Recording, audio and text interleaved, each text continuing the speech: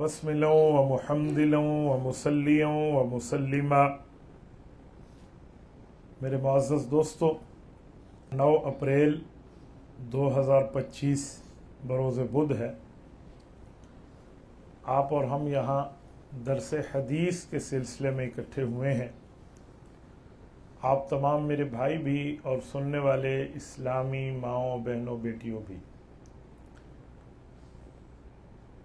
درس حدیث کا عنوان ہے حضرت عمار بن یاسر رضی اللہ تعالی عنہما کے حوالے سے۔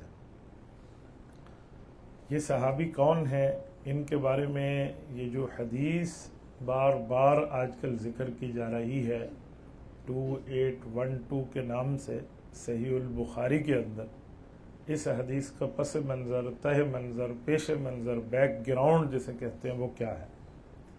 اہل حق نے اس سے کیا سمجھا اور اہل باطل، اہل زیغ، اہل ضلالت نے اس کو کس انداز میں پیش کیا، یہ 2 باتیں میں آپ کی خدمت میں رکھوں گا۔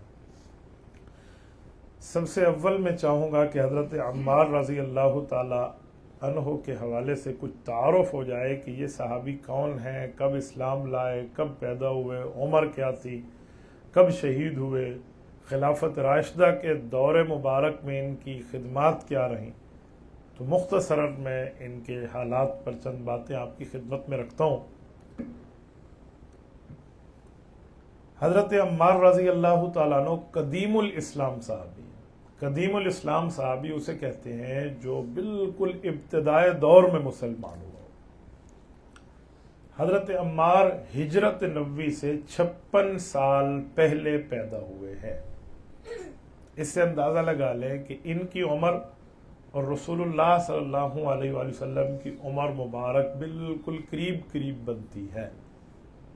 یعنی جس وقت رسول اللہ صلی اللہ علیہ وسلم نے اعلان نبوت فرمایا ہے عمر 40 سال ہے، تو حضرت عمار کی عمر بھی 39-40 سال، یہ اس وقت اسلام لائے۔ نبی پاک صلی اللہ علیہ وسلم کے ساتھ پہلے غزوہ بدر سے لے کر آخری غزوہ تبوک تک تمام غزوات میں شریک رہے۔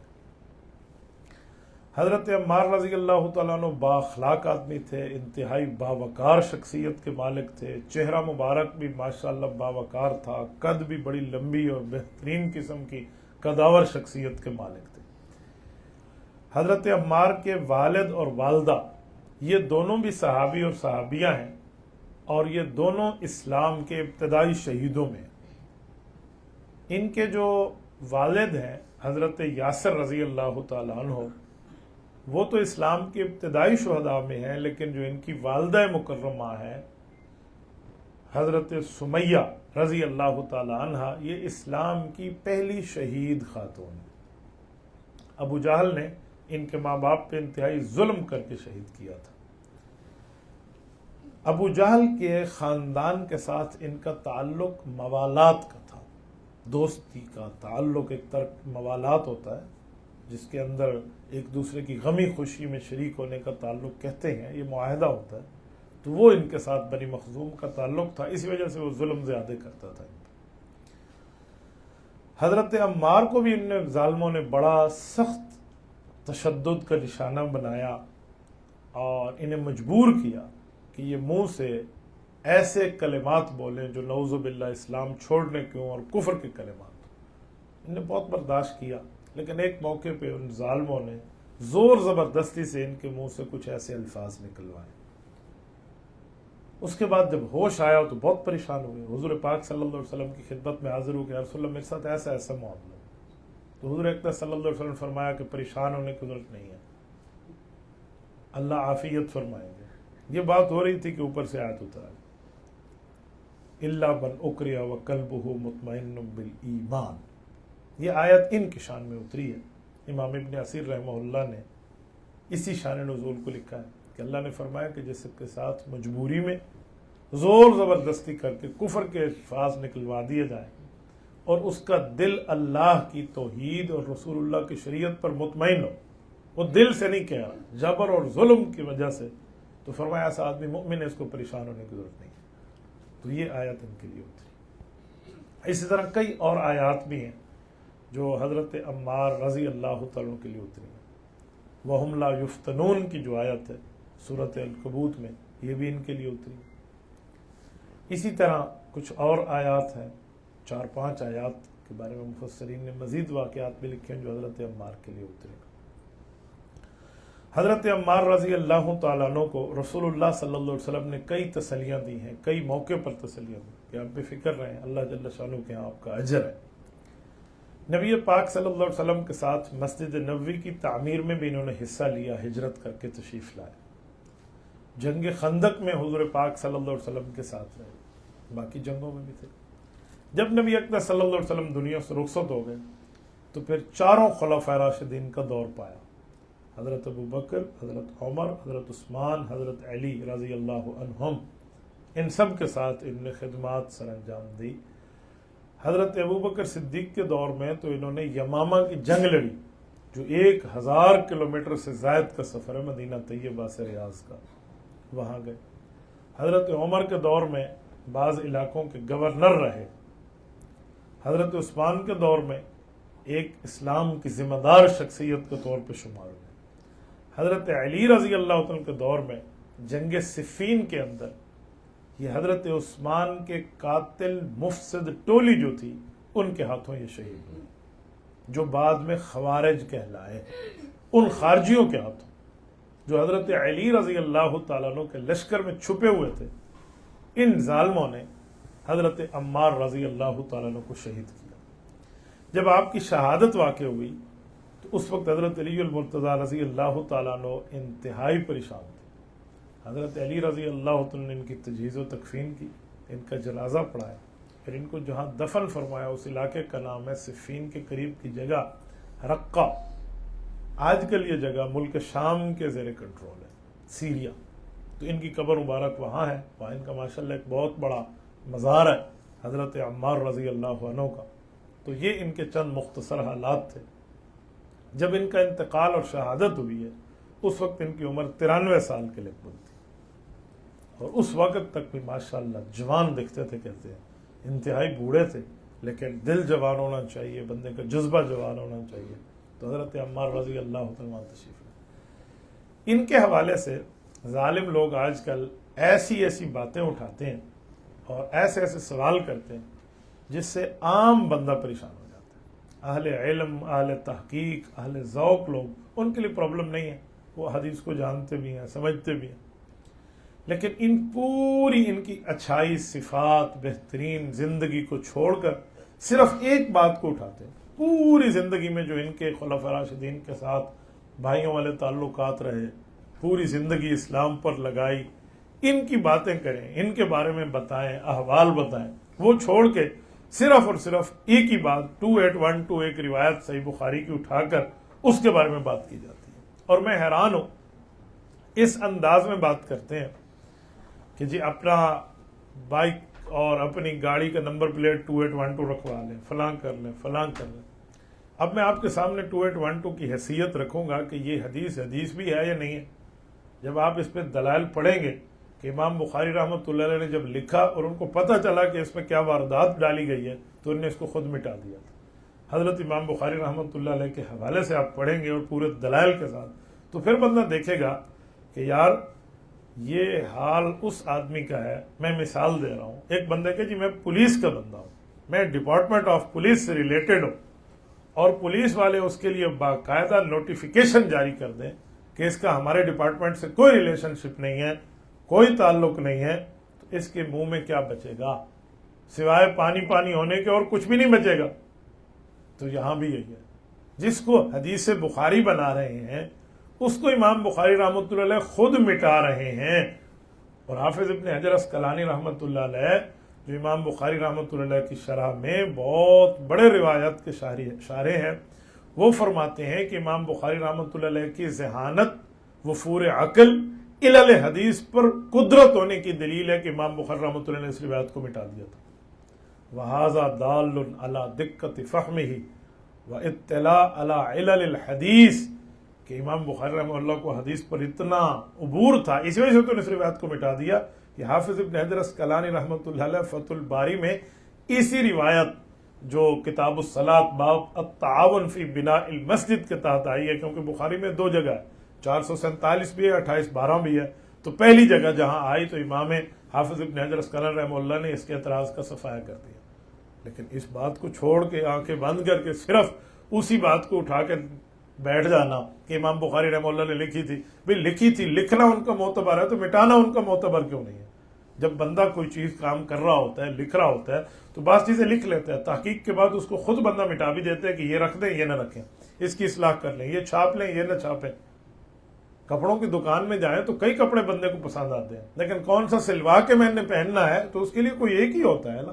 تو امام بخاری رحمہ اللہ جب تیاری کر رہے تھے روایات جمع کرنے کی، انہوں نے ایک دفعہ اس کو لکھ لیا، بعد میں پتہ چلا کہ اس میں ایک واردات ڈالی گئی ہے، تو میں واردات جا کے آگے بتاتا ہوں، چلو میں یہیں بتا دوں۔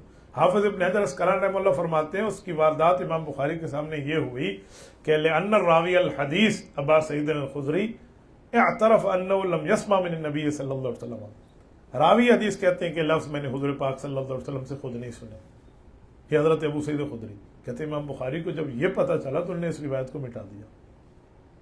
کل اتنی سی بات تھی، اس کو نکال کے کہاں سے کہاں ڈال دیا ہے، تو یہ میں آپ کی خدمت میں رکھتا ہوں۔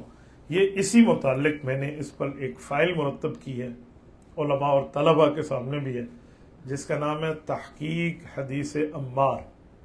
حضرت عمار رضی اللہ تعالیٰ عنہ کے بارے میں یہ جو روایات پیش کی جاتی ہیں، روایت پیش کی جاتی ہے بخاری سے، اس روایت کی تحقیق کیا ہے، یہ تو اس کا خلاصہ ہے۔ تفصیلی کتاب میری اس پر الگ ہے، اس کا نام ہے حضرت عمار اور حدیثی حقائق۔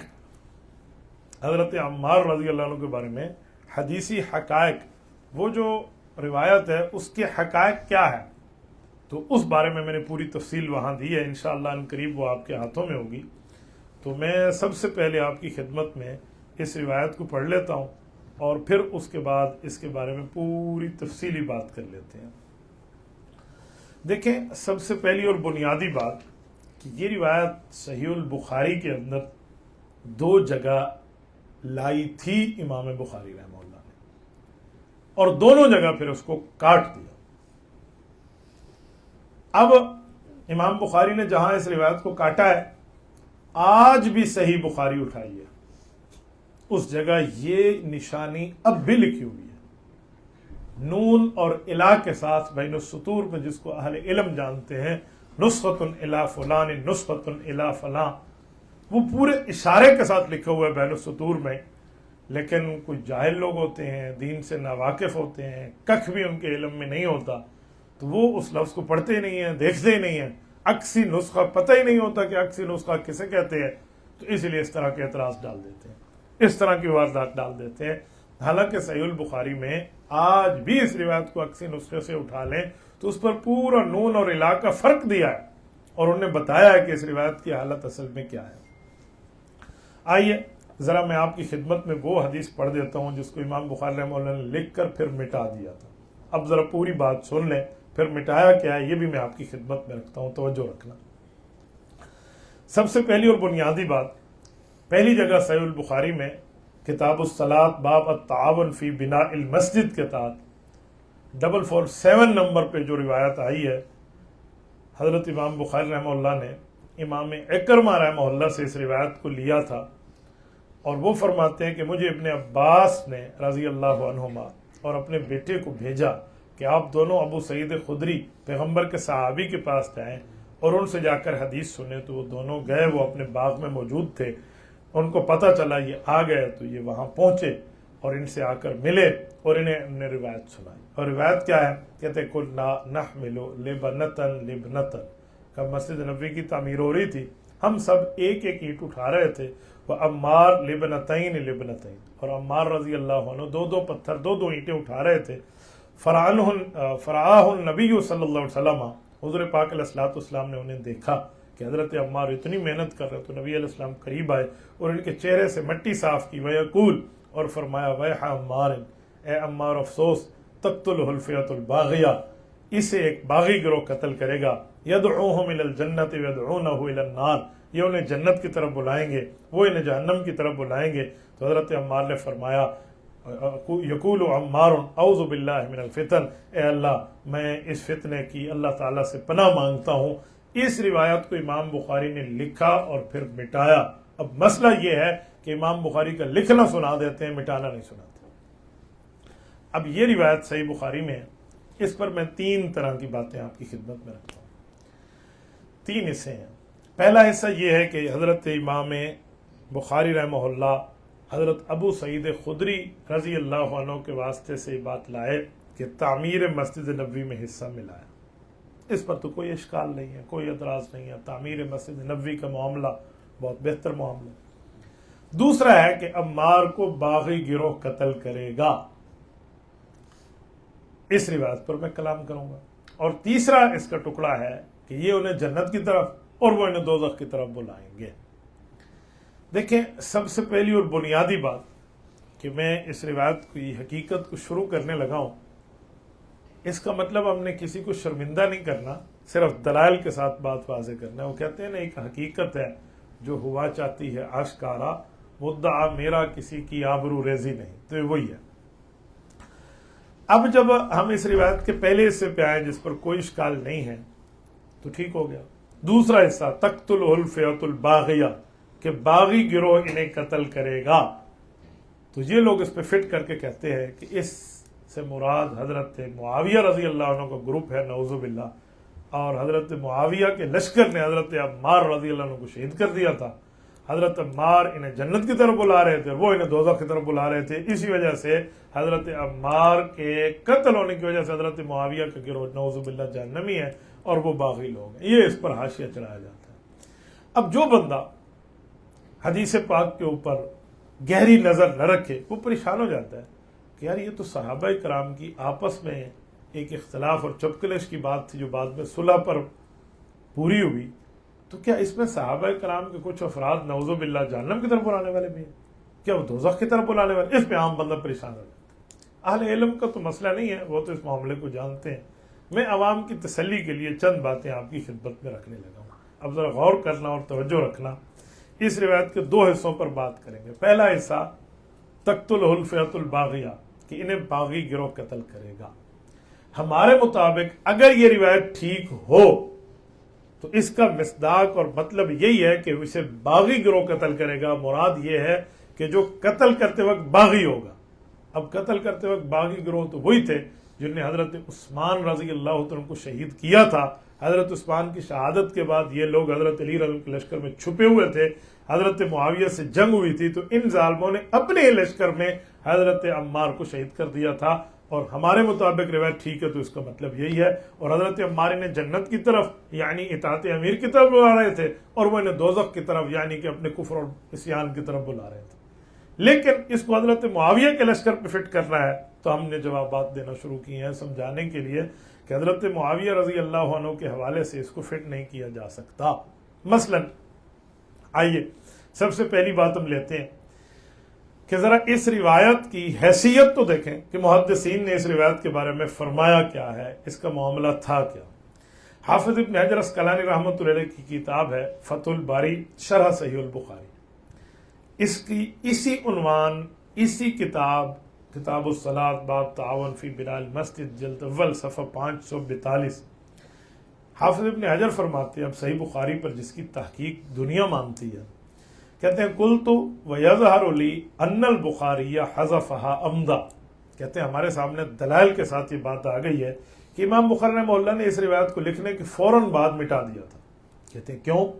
کہتے ہیں وذالک لنکتۃ خفیہ، اس میں ایک زبردست قسم کی بات موجود تھی، وہی ان ابا سعید الخدری اعترف انہ لم یسمع هذه زیادۃ من النبی صلی اللہ علیہ وسلم، وہ فرماتے ہیں کہ میں نے جو راوی حدیث ہے کہ یہ بات تو حضور پاک صلی اللہ علیہ وسلم سے سنی نہیں ہے، تو کہتے ہیں فدل علی انہا فی هذه الروایت مدرجہ، پتہ چلا اس روایت میں یہ الفاظ داخل کیے ہوئے ہیں۔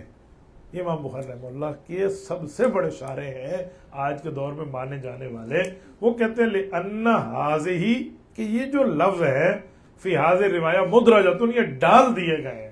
کیوں؟ والروایت التی بینت، کیونکہ یہ جو روایت بیان ہوئی ہے لیست علی شرط البخاری، یہ امام بخاری رحمۃ اللہ علیہ کی شرائط کے مطابق صحیح ہے ہی نہیں۔ اس سے اندازہ لگا لیں کہ حافظ ابن حجر اسقلانی رحمۃ اللہ علیہ نے اس روایت کا اس انداز میں جو پیش کرتے ہیں صحابہ کے خلاف تیا پانچا کر کے رکھ دیا۔ وہ فرماتے ہیں امام بخاری نے لکھی نہیں ہے، لکھی ہے تو مٹا دی ہے۔ اچھا جب مٹا دی ہے تو پھر اس پر یہ اعتراض کرنا کہ نہیں یہ 2812 ہے، بہترین ہے، اس کو یہ ہے، حضرت معاویہ کے بارے میں یوں بتا دیا۔ تو جس بات پر اچھل کود کے بتایا جا رہا ہے کہ جو حضرت معاویہ کے خلاف ہے، تو وہ تو خود صاحب کتاب کہہ رہے ہیں جی ہم نے لکھی نہیں ہے، لکھ کے مٹا دیا، ہمیں پتہ چلا تو اس میں یہ واردات ہے تو ہم نے چھوڑ دیا۔ تو اس کو حضرت معاویہ رضی اللہ عنہ کے خلاف فٹ کرنا کہاں سے انصاف آ گیا؟ اگلی بات، اچھا جو مٹا دیا تھا تو امام بخاری رحمۃ اللہ علیہ نے کیوں مٹا؟ کیا امام بخاری رحمۃ اللہ علیہ نعوذ باللہ نعوذ باللہ نعوذ باللہ ڈر کے مٹا دیا تھا کہ روایت تو ہے لیکن چلو اب حالات سازگار نہیں ہے اسے مٹا دو؟ تو یہ 2 نمبر امام بخاری رحمۃ اللہ میں نہیں تھی۔ اس بات کی دلیل آگے چل کے حافظ ابن حجر اسقلانی خود فرماتے ہیں وَهَذَا دَالٌ عَلَى دِقَّةِ فَهْمِهِ وَتَبَحُّرِهِ فِي الْاطِّلَاعِ عَلَى عِلَلِ الْحَدِيث، فرمایا اسے مٹا دینا یہ کام امام بخاری کے علم حدیث پر گہری نظر اور علوم روایات پہ وسیع المطالعہ ہونے کی دلیل ہے۔ انہیں پتہ تھا کہ اس روایت میں یہ واردات ہے، اس لیے انہوں نے اس کو مٹا دیا تھا۔ اب ذرا آگے آئیے، امام بخاری رحمۃ اللہ علیہ کے 4 اساتذہ علم حدیث میں بہت بڑے اساتذہ امام بخاری رحمۃ اللہ علیہ کے، وہ اس بارے میں کیا اعلان کرتے ہیں؟ خود امام بخاری رحمۃ اللہ علیہ کے 4 استاذ، یہ کتاب اس بندے کی ہے جس کا نام اس دنیا میں فقہ حنبلی میں بہت بڑا ایک اتھارٹی کے طور پہ پیش ہوتا ہے، امام ابو بکر خلال رحمہ اللہ۔ 311 ہجری میں ان کا انتقال ہے، 311 ہجری۔ اب میں آپ کے سامنے رکھتا ہوں کہ 311 ہجری کسے کہتے ہیں۔ اب دیکھیں آج 1446 ہجری ہے، تو 1446 سے اگر ہم مائنس کر دیں 311 کو تو بنتا ہے 1135 سال۔ یہ 1135 سال پرانے آدمی ہیں، یعنی آپ اندازہ لگائیں اس بندے کی معلومات اور اس کے زمانے کے انداز سے۔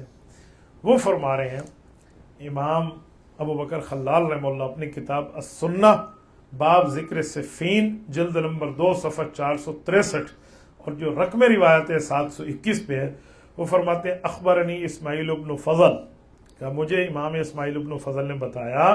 وہ فرماتے ہیں پوری سند کے ساتھ فرمایا سمعت فی حلقۃ احمد بن حنبل، کا امام احمد بن حنبل امام بخاری کے پہلے استاد، ویحیی بن معین امام بخاری رحمہ اللہ کے دوسرے استاد، ابا خیثمہ حضرت امام بخاری رحمۃ اللہ علیہ کے تیسرے استاد ابو خیثمہ زہیر بن حرب، اور چوتھے استاد والمعیتی محمد بن ابی حفص المعیتی رحمہم اللہ۔ یہ چاروں امام بخاری رحمۃ اللہ علیہ کے علم حدیث میں استاذ ہیں۔ کہتے ہیں ذکروا یقتل عمارا الفیۃ الباغیہ، انہوں نے اس روایت کو پڑھا اور آگے فرمایا حضرت عمار والی قتل کی روایت کے لیے فقالوا ما فیہ حدیث صحیح، وہ کہنے لگے اس بارے میں کوئی صحیح حدیث منقول ہی نہیں۔ یہ امام بخاری رحمۃ اللہ علیہ کے استاذ ہیں جن سے امام بخاری رحمۃ اللہ نے پڑھا ہے۔ تو اس سے اندازہ لگا لیں کہ حضرت امام بخاری رحمۃ اللہ تعالیٰ علیہ کس انداز تک اپنے اساتذہ کے علم کو جانتے تھے۔ تو جب انہیں پتہ چلا کہ اس روایت میں یہ مسئلہ ہے، میرے اساتذہ بھی ایسے فرماتے ہیں، راوی بھی یوں کہہ رہے ہیں، اس طرح کی باتیں انہوں نے فوراً اس کو مٹا دی۔ جب امام بخاری رحمہ اللہ نے مٹا دیا تو اس کو حضرت معاویہ کے خلاف پیش کرنا کہاں کا انصاف ہے؟ لیکن نہیں، پھر بھی لوگوں کو خواہ مخواہ سے حضرت امام بخاری رحمۃ اللہ تعالیٰ علیہ کے حوالے سے یہ بات کرنے کا شوق ہے۔ ایک بات میں اور آپ کی خدمت میں رکھوں، اس پر ایک سوال یہ بھی ہوتا ہے کہ حضرت امام بخاری رحمۃ اللہ علیہ نے مٹا دیا کیونکہ اس سند میں یہ مسئلہ تھا، شاید کسی اور سند کے حوالے سے یہ روایت ٹھیک ہو، تو اس بارے میں آپ کیا فرمائیں گے؟ تو اس بارے میں میں جواب حضرت امام بخاری رحمہ اللہ کے اساتذہ کے گھرانے سے پیش کر دیتا ہوں۔ حضرت امام احمد بن حنبل رحمہ اللہ امام بخاری کے علم حدیث میں استاذ ہیں۔ امام بخاری رحمۃ اللہ علیہ امت کے چوتھے بڑے امام ہیں۔ وہ امام احمد بن حنبل جنہوں نے امام بخاری کو پڑھایا، لکھایا، سمجھایا، علم حدیث یاد کرائی، اور وہ امام بخاری سے بڑے محدث ہیں، ان کے استاذ ہیں، وہ اس بارے میں کیا فرماتے ہیں کہ اس روایت کی کوئی اور سندیں بھی ہیں، اگر ہیں تو ان میں کتنی صحیح ہیں کتنی ضعیف ہے۔ ذرا اس روایت کو سنیں، یہ حافظ ابن حجر اسقلانی رحمہ اللہ لکھتے ہیں، اور امام احمد بن حنبل رحمہ اللہ کے حوالے سے لکھتے ہیں۔ حافظ ابن حجر اسقلانی کی کتاب ہے، کتاب کا نام ہے التلخیص الحبیر فی تخریج احادیث رافع الکبیر۔ وہ اس میں ارشاد فرماتے ہیں، اور اس کی کتاب ہے کتاب الامامہ و قتال البغاة، اس کا جلد نمبر 4 اور صفحہ 125 ہے، رقم روایت 1735 ہے، بیروت لبنان سے چھپی ہے۔ حافظ ابن حجر فرماتے ہیں نقل ابن الجوزی، امام ابن الجوزی رحمہ اللہ نے عن الخلال نقل کیا فی العلل انہو حکا ان احمد، وہ روایت کرتے امام احمد رحمہ اللہ سے، انہو قال، وہ فرماتے ہیں قد رویہ ھذا الحدیث، یہ جو تقتل الفیۃ الباغیہ کی روایت ہے، من 28 طریقہ، کہتے ہیں 28 سندات کے ساتھ اس کی روایت آئی ہے، 28 سندات کے ساتھ۔ اب سوال اٹھتا ہے 28 سندوں میں صحیح کتنی ہے، ضعیف کتنی ہے؟ کہتے ہیں لیس فیہا طریق صحیح، اس میں ایک سند ایسی نہیں ہے جس کو صحیح حدیث کہا جا سکتا ہے۔ یہ امام بخاری رحمہ اللہ فرما رہے ہیں، ساری امام بخاری کے استاد فرما رہے ہیں، تو اس سے خود اندازہ لگا لیں کہ اس روایت کی حیثیت کیا ہوگی۔ 28 سندات کے ساتھ روایت آئی، حافظ ابن حجر کہہ رہے امام احمد نے فرمایا ایک سند بھی ٹھیک نہیں ہے، یعنی اگر 27 بھی ضعیف ہوتی، ایک صحیح ہوتی، پھر بھی تو بات بن جاتی۔ امام احمد بن حنبل فرماتے ہیں جہاں جہاں یہ روایت ہے، جتنی سندات کے ساتھ ہے، میرے ہاں وہ ساری کی ساری ضعیف ہے۔ یعنی امام بخاری رحمۃ اللہ علیہ نے ایسے تو اس روایت کو لکھ کر نہیں مٹایا تھا، انہیں پوری وارداتوں کی اطلاع تھی، انہیں پوری باتوں کے معاملات پہ علم تھا، اس وجہ سے انہوں نے مٹا دیا تھا۔ اچھا، اس پر میں اگلی بات آپ کی خدمت میں کروں، السنہ میں ابوبکر خلال رحمہ اللہ امام احمد کے حوالے سے ایک اور بات لکھتے ہیں، کہتے ہیں ایک شخص نے امام احمد رحمۃ اللہ علیہ، امام بخاری کے استاذ کی موجودگی میں یہی قتل عمار کی روایت سنانا شروع کر دی، تو کریہ ان یتکلم فی ھذا باکثر من ھذا، حضرت امام احمد غصہ ہو گئے، کہنے لگے میں نے جو تجھے سمجھانا تھا سمجھا دیا، اس میں کوئی روایت ٹھیک نہیں ہے، ٹھیک ہے تو اس طرح کی بات کیوں کر رہا؟ یعنی حضرت امام احمد ابن حنبل رحمہ اللہ اس کا تذکرہ بھی مناسب نہیں سمجھ رہے تھے، اور انہوں نے اس بات کے اوپر ناراضگی کا اظہار کر دیا۔ اب ذرا آئیے اس لفظ کے اوپر کہ تقتلہ الفیۃ الباغیہ، یہ امام بخاری رحمۃ اللہ علیہ نے جو لکھے ہیں تو واقعی وہ لکھ کر باقی رہے تھے؟ تو اس کا جواب تو آپ پڑھ چکے ہیں کہ امام بخاری نے لکھ کر مٹا دیا تھا۔ اب میں لکھ کر مٹا دینے کے دلائل آپ کی خدمت میں رکھتا ہوں، ذرا آپ توجہ رکھنا، یہ اہم ترین اس سبق کا عنوان ہے اور یہ آپ کو بڑا فائدہ دے گا۔ یہ دلائل میں آپ کی خدمت میں رکھ رہا ہوں کہ حضرت امام بخاری رحمۃ اللہ تعالیٰ علیہ نے اس روایت کو نہیں لکھا، اور یہ جو آج کل اس روایت میں کوئی لوگ ڈال کے سنا دیتے ہیں کہ روایت میں ہے، روایت میں ہے، تو اس کی حیثیت کیا ہے؟ کیا امام بخاری کا مٹایا ہوا انہیں دوبارہ لکھ کے ڈال دیا یا کیا معاملہ ہے؟ میں اس پر 14 صدیوں، بلکہ اب تو 15ویں صدی چل رہی ہے، 15 صدیوں کے دلائل لایا ہوں۔ 15 صدیوں میں جتنی صدیاں گزری ہیں، ایک ایک صدی کے اندر جتنے محدثین میں بڑے بڑے محدثین گزرے ہیں، تو ان کی روایات کی پورے دلائل آپ کی خدمت میں لاؤں گا، آپ ذرا اس پر توجہ رکھنا۔ دلیل نمبر 1، 4 صدی ہجری۔ 4 صدی ہجری سے ہم نے کیوں شروع کیا کہ امام بخاری خود 3 صدی ہجری کے، ورنہ میں 1 صدی ہجری سے لاتا۔ امام بخاری رحمہ اللہ خود 3 صدی ہجری کے، یعنی 256 ہجری میں ان کا انتقال ہے، تو امام بخاری رحمۃ اللہ علیہ نے تو خود مٹا دیا۔ اس سے اگلی صدی ہے 4، تو اگلی صدی کے محدثین 6 محدثین میں آپ کی خدمت میں رکھتا ہوں، پھر اس کے بعد ہم دوسری صدی میں، پھر 5ویں میں جائیں گے، 6 میں، 15 صدیوں تک آئیں گے۔ 4 صدی ہجری کے بزرگ ہیں حضرت امام ابو مسعود الدمشقی رحمہ اللہ، ان کی کتاب ہے الاطراف علی الصحیحین۔ امام بخاری رحمۃ اللہ کو فوت ہوئے ابھی کچھ عرصہ ہی ہوا کہ اس محدث نے صحیحین یعنی امام بخاری اور حضرت امام مسلم رحمہم اللہ کی احادیث کو اکٹھا اپنی کتاب میں بیان کی۔ ابو مسعود دمشقی امام بخاری کے بالکل قریب کا زمانہ ہے۔ وہ کیا فرماتے ہیں؟ وہ فرماتے ہیں کہ جس وقت یہ بات آئی، جب یہ روایت جہاں پر قتل عمار کی روایت کہتے ہیں، انہوں نے اس کو بھی اپنی روایت کتاب میں لکھا، لیکن لفظ تقتلہ الفیۃ الباغیہ یہ بخاری کے حوالے سے درج نہیں کیا۔ اس سے پتہ چلا امام بخاری نے یہ اپنی کتاب میں باقی رکھا ہوتا تو اس صدی کا محدث بھی اس کو نقل کرتا۔ تو اس صدی کے محدث نے یہ لفظ نقل نہیں کیا، تو پتہ چلا یہ روایت میں آپ کی طرف سے ڈالنا ہے۔ امام بخاری رحمۃ اللہ علیہ لفظوں کو ذکر نہیں کیا تھا۔ آپ اطراف صحیحین امام بخاری رحمۃ اللہ علیہ کی کتاب اور امام مسلم کی کتاب پر اٹھا لیں، ابو مسعود دمشقی رحمہ اللہ کی، ان کی یہ پورے مخطوطے چھپے ہوئے ہیں، لوحہ نمبر 25 ہے، جلد نمبر 2 ہے۔ یہ مخطوطہ آج بھی دار الکتب الظاہریہ دمشق ملک شام میں موجود ہے، اس میں الفاظ موجود نہیں ہیں۔ دوسری دلیل، اب یہ 4 صدی کی دلیل تھی، آئیے ذرا 5ویں صدی ہجری کے بزرگ ہیں، حضرت امام ابو عبید بن احمد انصاری الہروی رحمہ اللہ، المتوفى 434 ہجری، انہوں نے بھی صحیح بخاری کا نسخہ پورا اپنے ہاتھ سے لکھا تھا۔ 434 ہجری، 4 صدی ہجری کے بعد 5ویں صدی ہجری کا آدمی، اب 15ویں صدی چل رہی ہے، 1000 سال پہلے کا آدمی ہے، بلکہ 1000 سے بھی زیادہ ہے، 434 ہے، اب 1446 ہے، 1000 سال سے بھی 20 سال 22 سال اوپر بنتے ہیں، یہ اس زمانے کا آدمی ہے۔ انہوں نے پوری صحیح بخاری کو اپنے ہاتھ سے لکھا تھا، اور ان کی یہ جو صحیح بخاری کا نسخہ ہے اس کو کہتے ہیں الصحیح الجامع للبخاری من روایت ابی ذر عن مشائخ الثلاثہ الکشمینی والمستملی والسرخسی، یہ ان کی کتاب کا نام ہے۔ انہوں نے اس کو پوری ترتیب کے ساتھ لکھا ہے، اور یہ اس وقت چھپ کے آ گیا ہے، اور یہ چھپا ہوا موجود ہے عبد القادر شیبۃ الحمد مدرس بالمسجد نبوی شریف کا، جو ریاض سعودی عرب میں کتب خانہ ہے، وہ موجود ہے۔ رقم روایت 2721 ہے۔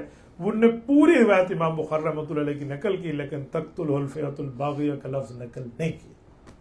اب آپ بتائیں، جو بندہ صحیح بخاری کا پورا نسخہ اپنے ہاتھ سے لکھ رہا ہے، اور آج نہیں 1000 سال پہلے لکھ رہا ہے، اور وہ اس لفظ کو نہیں لکھ رہا، تو اس سے پتہ چلا کہ واقعی امام بخاری نے لکھ کر مٹا دیا تھا، تبھی تو بات کی محدثین نہیں لکھ رہے۔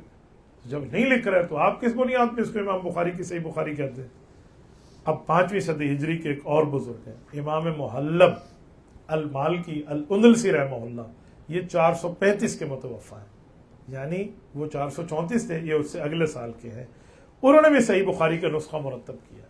امام بخاری رحمہ اللہ کا یہ صحیح بخاری کا امام محلب رحمہ اللہ نے، اور امام محلب رحمۃ اللہ علیہ اتنے درجے کے آدمی ہیں جس کو حافظ ابن حجر العسقلانی رحمۃ اللہ علیہ قدیم عالم لکھتے ہیں، اور اپنے سے 500 سال پہلے کا عالم لکھتے ہیں، یعنی حافظ ابن حجر العسقلانی سے بھی 500 سال پہلے کا بندہ ہے۔ انہوں نے بھی صحیح بخاری کے اس نسخے کو لکھا، اور جب بات آئی تقتلہ الفئۃ الباغیہ کی، باغی گروہ عمار کو قتل کرے گا، اس روایت کو صحیح بخاری کے حوالے سے نہیں لکھا۔ اس سے سمجھ آیا کہ یہ نسخہ وہاں بھی موجود نہیں تھا۔ اچھا، اب وہ نسخہ پورے کا پورا اس وقت چھپ چکا ہے امام محلب کا۔ اس کتاب کا نام ہے المختصر النصیح فی تہذیب الکتاب الجامع الصحیح۔ اسی باب کتاب الصلاۃ باب التعاون فی بناء المسجد، اس کی جلد نمبر 1 صفحہ نمبر 324 ہے، اور دار التوحید ریاض مملکت العربیہ سعودیہ سے چھپ چکی ہے۔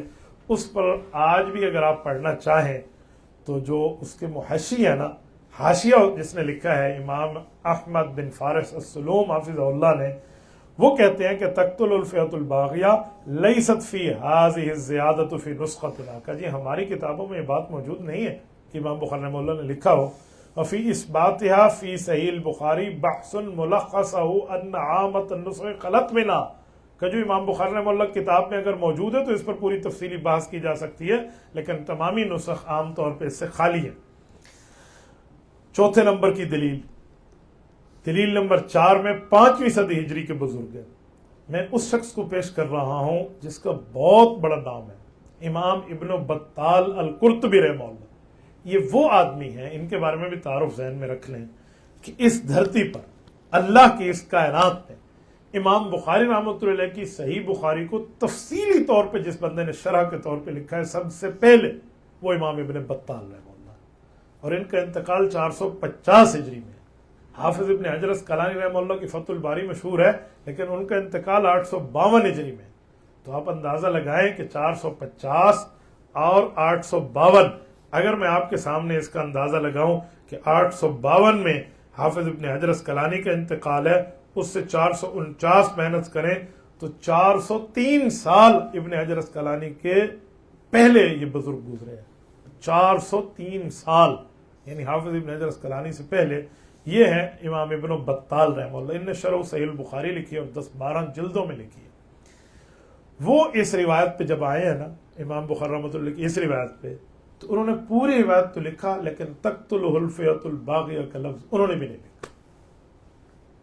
تو اندازہ لگا لیں آج سے 1000 سال پہلے کا بندہ ہے، وہ بھی اس روایت کو نہیں لکھ رہا، تو امام بخاری رحمہ اللہ نے لکھا ہوتا تو وہ بھی تو لکھتے۔ 5ویں نمبر پہ دلیل آئی ہے امام بہقی رحمہ اللہ، بہت بڑی شخصیت گزرے، سنن کبریٰ بہقی ان کی کتاب ہے، شعب الایمان بہقی ان کی کتاب ہے۔ تو امام بہقی رحمۃ اللہ علیہ نے ایک کتاب لکھی ہے جس کا نام ہے دلائل النبوہ، بہت مشہور کتاب ہے ان کی۔ اب دلائل النبوہ یہ امام بہقی رحمۃ اللہ علیہ نے تحریر فرمائی ہے، اس میں انہوں نے صحیح البخاری کی حدیثیں لکھی ہیں، لیکن جب بات آئی ہے تقتل الفئۃ الباغیہ کی، اس کو صحیح بخاری کے حوالے سے انہوں نے پوری بات لکھ کے یہ صحیح بخاری کی طرف منسوب نہیں کی۔ اس سے پتہ چلا امام بخاری رحمۃ اللہ علیہ کی بخاری میں ان کے زمانے تک بھی یہ روایت موجود نہیں تھی۔ دلیل نمبر 6، 5ویں صدی ہجری کے بہت بڑے بزرگ ہیں، بہت بڑا نام ہے امام حمیدی رحمۃ اللہ علیہ۔ امام حمیدی وہ ہیں جنہوں نے امام مسلم کی کتاب صحیح مسلم، امام بخاری رحمۃ اللہ علیہ کی کتاب صحیح بخاری، ان کو جمع کیا اور اس کو جمع کر کے ان کی روایات کو اکٹھا چھاپا اور کتاب کا نام رکھا الجمع بین الصحیحین البخاری و مسلم۔ امام بخاری رحمۃ اللہ علیہ کی اور امام مسلم رحمۃ اللہ علیہ کی حدیثوں کو اکٹھا کر کے چھاپا امام حمیدی۔ 488 میں ان کا انتقال ہے، آج 1446 ہے، تقریباً 980 سال پہلے کے آدمی ہیں۔ وہ ارشاد فرما رہے ہیں کہ امام بخاری رحمۃ اللہ علیہ نے صحیح بخاری میں اس روایت کو لکھ کر مٹایا تھا، تو اس کی ترتیب کیا تھی؟ پوری بات میں ان کی آپ کی خدمت میں رکھتا ہوں۔ الجمع بین الصحیحین للحمیدی اٹھائیے، جلد نمبر 2 ہے، صفحہ 462 ہے، رقم روایت 1794 ہے، یہ دار ابن حزم بیروت لبنان سے چھپی ہے۔ وہ کہتے ہیں فی ھذا الحدیث زیادۃ المشہورہ، اس میں جو زیادتی ذکر کی گئی ہے یعنی تقتل الفئۃ الباغیہ لکھا گیا ہے، لم یذکر البخاری اصلا، امام بخاری نے تو اسے تحریر ہی نہیں کیا تھا، یعنی امام بخاری کی روایت ہے ہی نہیں، یہ امام حمیدی رحمہ اللہ نے فرما دیا۔ اور کہتے ہیں سنیں اگر ہے بھی تو امام بخاری رحمۃ اللہ نے کیا کیا تھا، او وقعت فحذفها لغرض قصده فی ذلک، یہ تو امام بخاری نے شروع میں لکھا پھر مٹا دیا تھا، بس اتنا ہی لکھنا تھا، اس کو امام بخاری نے لکھ کے صحیح بخاری میں چھاپا تھوڑی ہے، آگے چلایا تھوڑی ہے۔ یعنی اس سے اندازہ لگا امام حمیدی کے بغیر صحیح البخاری کو سمجھنا بڑے دل گردے کی بات ہے۔ صحیح البخاری سمجھی حمیدی کی بنیاد پہ جاتی ہے، پوری دنیا نے اس طرح سمجھی ہے، وہ بندہ کہہ رہا ہے کہ امام بخاری نے لکھ کے مٹا دیا، اور لم یذکر البخاری اصلا، امام بخاری نے تو اس کو لکھا ہی نہیں ہے، یعنی لکھ کے آگے چلایا ہی نہیں ہے، تو پھر اس کو 2812 کے طور پہ پیش کرنا اور دنیا میں بتانا کہ یہ امام بخاری رحمہ اللہ نے اس طرح لکھا روایت کو، اور عام عوام کے ذہن میں یہ بات ڈالنا، یہ دھول جھونکنا کہ یہ امام بخاری کی حدیث ہے، اور حال یہ ہے کہ محدثین کے گھر کو ہم جا کے دیکھیں تو وہ کہ امام بخاری نے لکھی نہیں ہے، تو امام بخاری رحمۃ اللہ علیہ کے نام پر یہ لوگ 2 نمبری کر رہے ہیں۔ دلیل نمبر 7 پہ آئیے، اب 5ویں صدی ہجری کے بعد 6ٹھی صدی ہجری پہ آتے ہیں، آپ توجہ رکھنا، میں نے کہا میں 15ویں صدی ہجری تک آؤں گا۔ 6ٹھی صدی ہجری کے بزرگ ہیں، بہت بڑا نام ہے، امام ابو علی حسین بن فرہ رحمہ اللہ، المتوفى 514 ہجری۔ انہوں نے صحیح بخاری کے قدیمی ایک نسخہ تھا نسخۃ الصدفی، یہ نسخۃ الصدفی حضرت امام ابو ذر الہروی کے سامنے انہوں نے پڑھا تھا، اور اس پہ امام ابو ذر الہروی رحمہ اللہ کے تصدیقی دستخط بھی موجود تھے۔ وہ اس روایت کو صحیح بخاری کا نسخہ پڑھ کے لکھتے ہیں، اور یہ مخطوطہ آج بھی موجود ہے ترکیہ استنبول کے اندر، اور اس مخطوطے کا نام ہے مخطوطۃ الامام الحافظ ابو علی الصدفی جمیع الجمع الروایت الصحیح، اور اس کا لوحہ نمبر 27 ہے، یہ مکتبہ سلیمانیہ استنبول ترکی میں نسخہ مخطوطے کی شکل میں موجود ہے، اس میں وہ فرماتے ہیں لوحہ نمبر 27 پہ کہ امام بخاری رحمۃ اللہ علیہ نے تو اس لفظ کو لکھا ہی نہیں ہے، یعنی اس میں موجود ہی نہیں ہے۔ تو جب موجود ہی نہیں ہے، اس زمانے کا بندہ جس نے اپنے ہاتھ سے لکھا اور وہ بھی 6ٹھی صدی ہجری کا آدمی، آج 15ویں صدی ہجری چل رہی ہے، آج سے 900 سال پہلے کا آدمی ہے، تو اس کو کیا ضد تھی آج کے دور والوں سے؟ تو اس نے حقیقت کو لکھا اور بتا دیا۔ اور آگے ایک بات مزید بھی کروں، یہ نسخۃ الصدفی ہے، امام بخاری رحمۃ اللہ علیہ کے صحیح بخاری کے نسخے کو جو لکھا تھا، تو یہ کون سا نسخہ تھا؟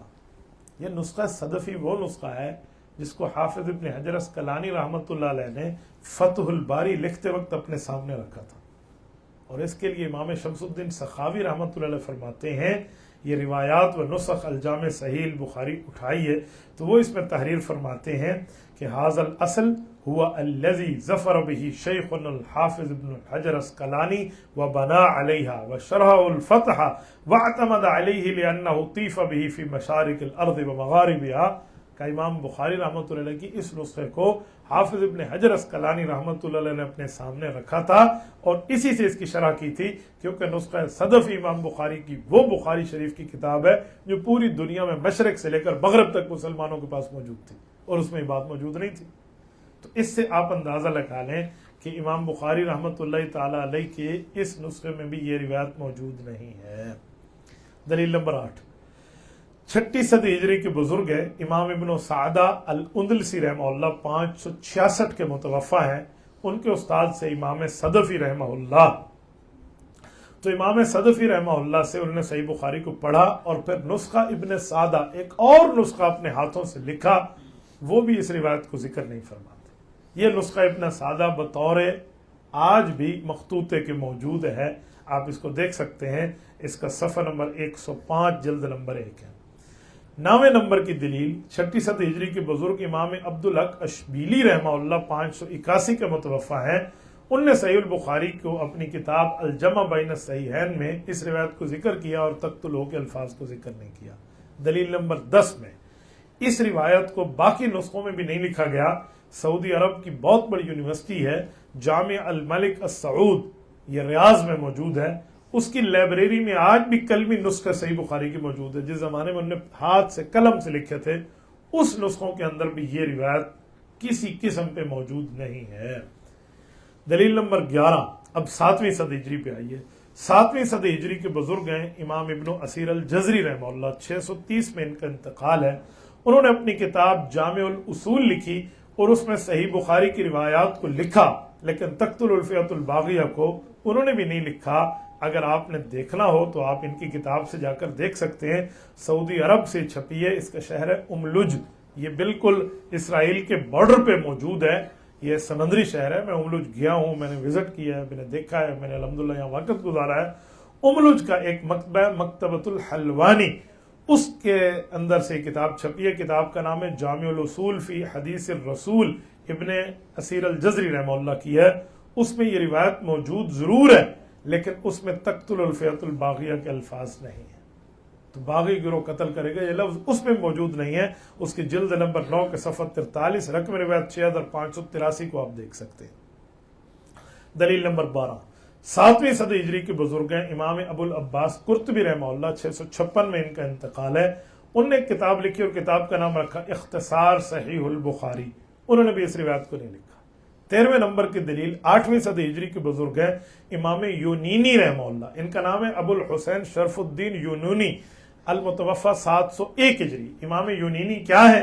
انہوں نے صحیح بخاری کے نسخوں کو کئی نسخے منگوائے اور اپنے سامنے رکھ کے قلم کے ساتھ اس کو تحریر فرمایا، کئی صحیح بخاری کے نسخے منگوائے، مد نظر رکھ کر اس کو تحریر کیا اور پھر ایک صحیح بخاری کا مضبوط نسخہ بنا جس کا نام تھا نسخہ یونونیہ، اور یہ نسخہ یونونیہ اس وقت چھپ چکا ہے۔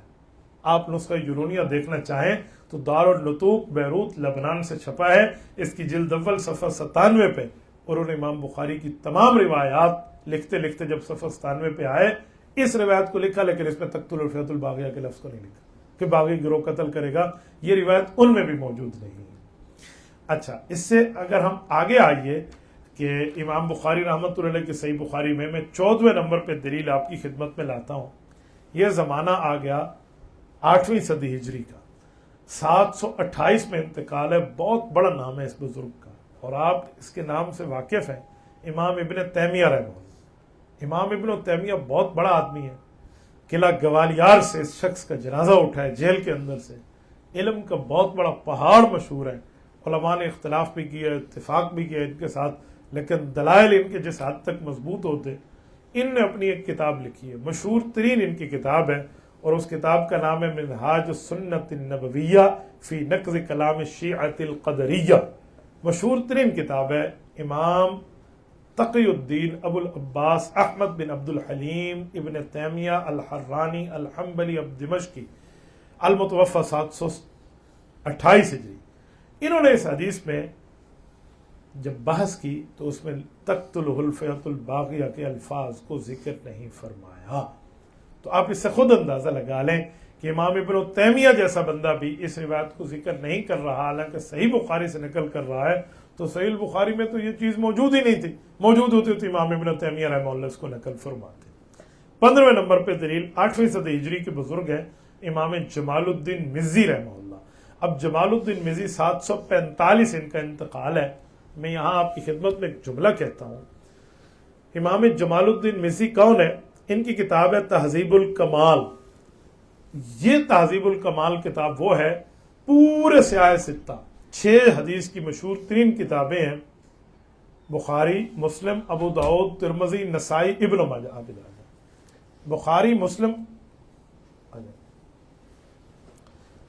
بخاری، مسلم، ابو داؤد، ترمذی، نسائی، ابن ماجہ، یہ جو کتابیں ہیں، ان 6 کتابوں میں جتنے راوی ذکر ہوئے ہیں، جتنے محدثین ذکر ہوئے ہیں، ان سب کو انہوں نے اپنی کتاب میں تفصیلی حالات کے ساتھ لکھ دیے، اور نام ہے تہذیب الکمال. امام مزی رحمہ اللہ کتنا بڑا مصنف ہوگا جس کو لاکھوں بندوں کے حالات یاد ہوں، لاکھوں محدثین کے احوال یاد ہوں. ان کی ایک کتاب ہے تحفۃ الاشراف. اس میں انہوں نے کئی احادیث جمع کی ہیں، کئی کتب سے جمع کی ہیں، اور اس میں صحیح البخاری شریف کے اطراف اور تخریج کو بھی ذکر کیا ہے. تو وہ جب صحیح البخاری کی اس روایت پہ آتے ہیں تو تقتلہ الفئۃ الباغیہ کا لفظ وہ بھی ذکر نہیں کرتے. آپ تحفۃ الاشراف اٹھا لیں، اس کا حرف السین اٹھا لیں، اکرمہ مولا ابن عباس اٹھا لیں، جلد نمبر 3 صفحہ 427، رقم روایت 4248 اٹھا لیں. یہ المکتبۃ الاسلامیہ بیروت لبنان سے چھپی ہے، وہاں سے دیکھ لیں، وہاں بھی یہ لفظ موجود نہیں ہے. 16ویں نمبر پہ دلیل 8ویں صدی ہجری کے بہت بڑے نام ہیں امام شمس الدین ذہبی رحمہ اللہ. امام شمس الدین ذہبی اتنے بڑے عالم ہیں. حافظ ابن حجر اسقلانی رحمۃ اللہ علیہ فرماتے ہیں جب میں کعبۃ اللہ شریف گیا اور اللہ کے گھر میں بیت اللہ شریف میں جمع ہوئے ہم سارے، تو میں نے اللہ کے گھر کے دروازے کا کنڈا پکڑ کے اللہ سے دعا کی، اللہ مجھے حافظ شمس الدین ذہبی جیسا حافظہ عطا فرما.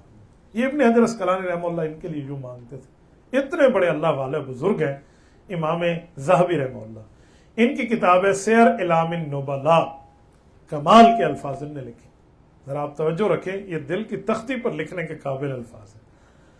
وہ جب لکھتے ہیں نا یہ روایت عمار کو، تقتل الفئۃ الباغیہ کو، امام بخاری کی صحیح بخاری سے لکھا اور آگے لفظ لکھا، کہتے ہیں اخرجہ البخاری دون قولہ تقتلہ الفئۃ الباغیہ، کہ امام بخاری نے یہ لفظ اپنی کتاب میں درج نہیں کیے تھے. حدیث لکھی، حدیث لکھ کر آگے بتایا کہ امام بخاری رحمہ اللہ کی بخاری میں امام بخاری نے درج نہیں کی. اب کہاں گئی 2812 کی حیثیت؟ اب کہاں گیا اعتراض جو حضرت معاویہ رضی اللہ عنہ جیسے صحابی رسول، جو رسول اللہ کے فیملی ممبر ہیں، حضور کے گھر کے آدمی ہیں، حضور کے بچوں کے ماموں ہیں اور امت کے ماموں مشہور ہیں، نبی علیہ الصلوۃ والسلام کی برادر نسبت سالے، گھر والی کی بھائی ہیں، گھر والی کے بھائی حضرت ام حبیبہ کے، اس کے متعلق آپ کہتے ہیں کہ نعوذ باللہ یہ دوزخی گروہ کا سربراہ تھا، نعوذ باللہ. تو اور روایت کا حال یہ ہے کہ اس کو بطور کھوٹا سکہ پیش کیا جا رہا ہے، ورنہ اتنے محدثین ہیں وہ اس کو ماننے کے لیے تیار نہیں ہیں. دلیل نمبر 17 کے طور پہ میں آپ کی خدمت میں یہ دلیل لا رہا ہوں، اور یہ جو آدمی ہیں دلیل نمبر 17 میں، یہ بھی 8ویں صدی ہجری کے بزرگ ہیں. اور یہ 8ویں صدی ہجری کے بزرگ امام ابن الکثیر، بہت بڑا نام مشہور ہے امام ابن الکثیر رحمۃ اللہ علیہ، جن نے البدایہ والنہایہ لکھی ہے، جس کو تاریخ ابن بصیر بھی کہتے ہیں، تفسیر ابن کثیر بھی ان نے لکھی ہے. وہ امام بخاری رحمۃ اللہ علیہ کی بخاری پر کیا بات فرماتے ہیں؟ وہ فرماتے ہیں لیکن روا ھذا الحدیث الامام البخاری الا انه لم يذكر قوله تقتلك الفئۃ الباغیہ، کہ امام بخاری رحمۃ اللہ علیہ نے باقی روایت لکھی لیکن تقتلہ الفئۃ الباغیہ امام بخاری نے تحریر نہیں کیا تھا، انہوں نے نہیں لکھا، یہ بخاری کا حصہ نہیں ہے. یہ حافظ ابن کثیر رحمہ اللہ کہہ رہے ہیں، اور حافظ ابن کثیر رحمۃ اللہ کتاب البدایہ والنہایہ ہے، اس کی فصل فی بناء مسجد الشریف ہے، جلد نمبر 3 صفحہ 264 ہے، دار احیاء تراث العربی بیروت لبنان سے یہ کتاب چھپ گئی. دلیل نمبر 18 8ویں صدی ہجری کے بزرگ ہیں اور صحیح البخاری کے شارح ہیں. بہت بڑا نام ہے امام کرمانی رحمہ اللہ۔ امام کرمانی یہ ایران کے رہنے والے تھے اور بہت بڑے بزرگ ہیں۔ ان کی کتاب ہے الکواکب الدراری، ان نے صحیح بخاری کی شرح لکھی ہے، اس کو حاشیہ کرمانی بھی کہتے ہیں۔ یہ 25 جلدوں میں ہے۔ میں جتنی باتیں آپ کے سامنے کر رہا ہوں میں بحوالہ دکھا سکتا ہوں، یہ جلد میرے پاس موجود ہے الکواکب الدراری کی۔ ان کا مکمل نام ہے شمس الدین محمد بن یوسف علی بن سعید الکرمانی، 786 ہجری میں ان کا انتقال ہے۔ آج 1446 ہے، اگر 1446 سے مائنس کریں 786 کو، یہ 786 کو، تو 660 سال پہلے کا بندہ ہے۔ اور مزے کا معاملہ یہ ہے کہ اگر آپ ان کی وفات یاد کرنا چاہیں تو بہت آسانی سے یاد کر سکتے ہیں۔ 786 تو بسم اللہ کے اعداد بنتے ہیں نا، تو بسم اللہ کے اعداد کے لیے بھی 786 لکھ دیتے ہیں، 786۔ تو حضرت امام کرمانی رحمہ اللہ کا انتقال بھی اسی میں ہے، 786 میں۔ انہوں نے صحیح البخاری کا پورا تفصیلی وزٹ کیا اور اپنی کتاب مرتب فرمائی۔ دونوں جگہ جب وہ تشریف لائے، جہاں جہاں صحیح البخاری میں آج کل یہ لوگ پیش کرتے ہیں، انہوں نے اس پر زبردست گرفت کی ان الفاظ پر، اور فرمایا کہ امام بخاری رحمۃ اللہ نے یہ لفظ نہیں لکھے تھے۔ کہتے ہیں کیا؟ اب میں آپ کے سامنے سناتا ہوں۔ کہتے ہیں قلت لأن لفظ تقتلہ الفئۃ الباغیہ یأباہ لأنہ ما قتلوہ نعم علی النسخۃ التي لم توجد فیہا ہذہ الجملہ هو الجواب لا غیر۔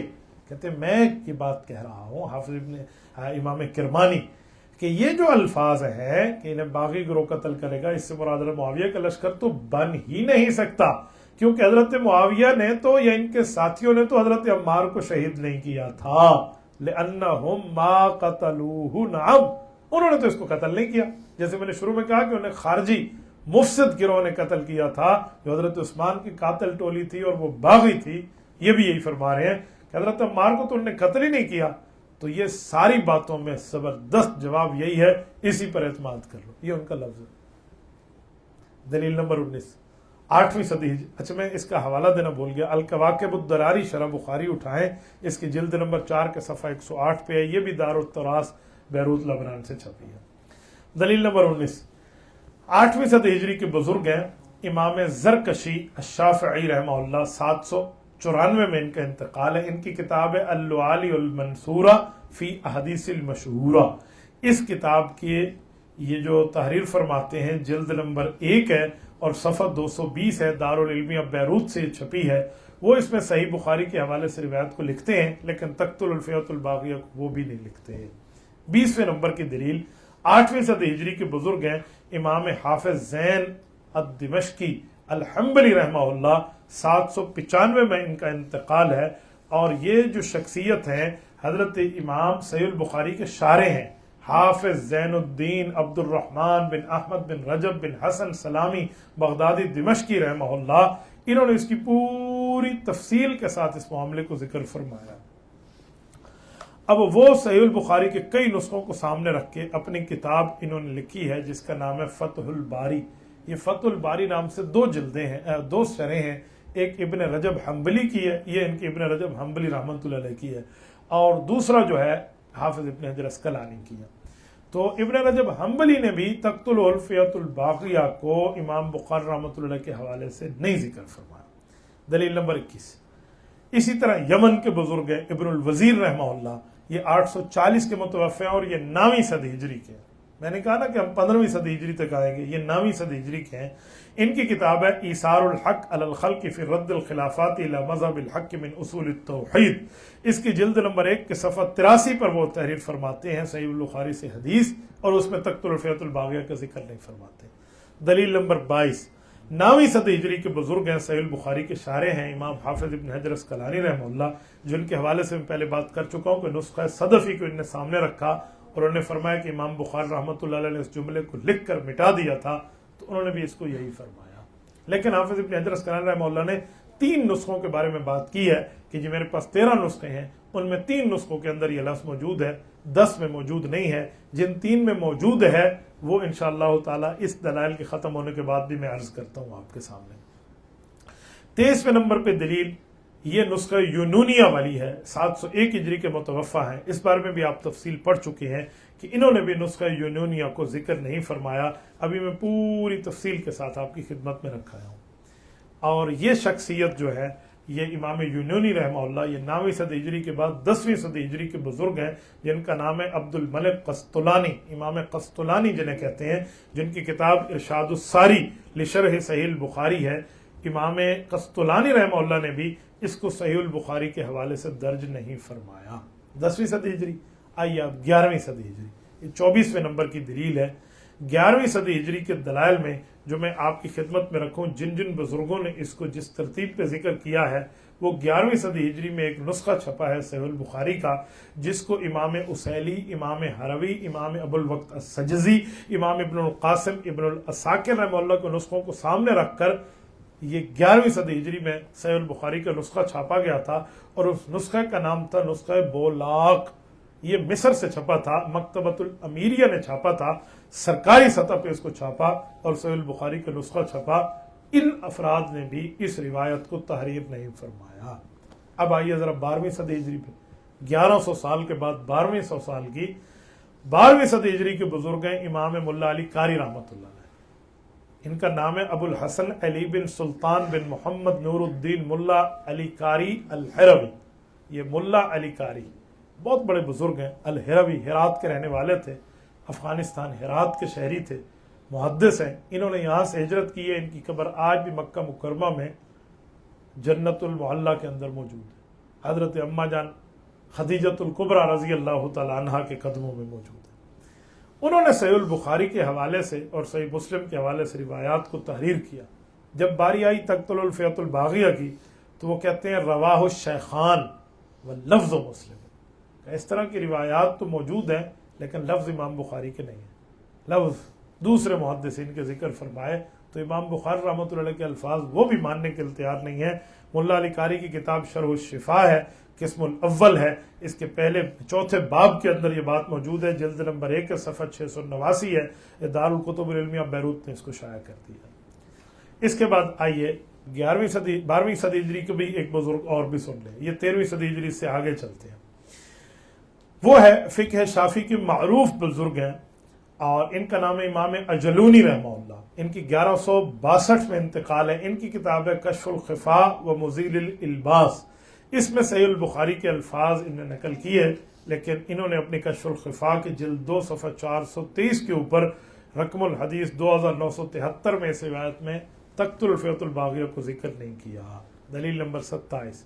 12ویں صدی ہجری کے بزرگ ہیں اور ان کا نام ہے امام سفارینی رحمہ اللہ.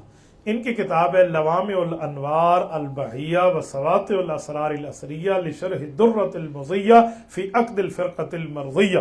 اس کتاب کی ان نے پوری تفصیل کے ساتھ صحیح البخاری اور باقی کتابوں کو لکھا ہے.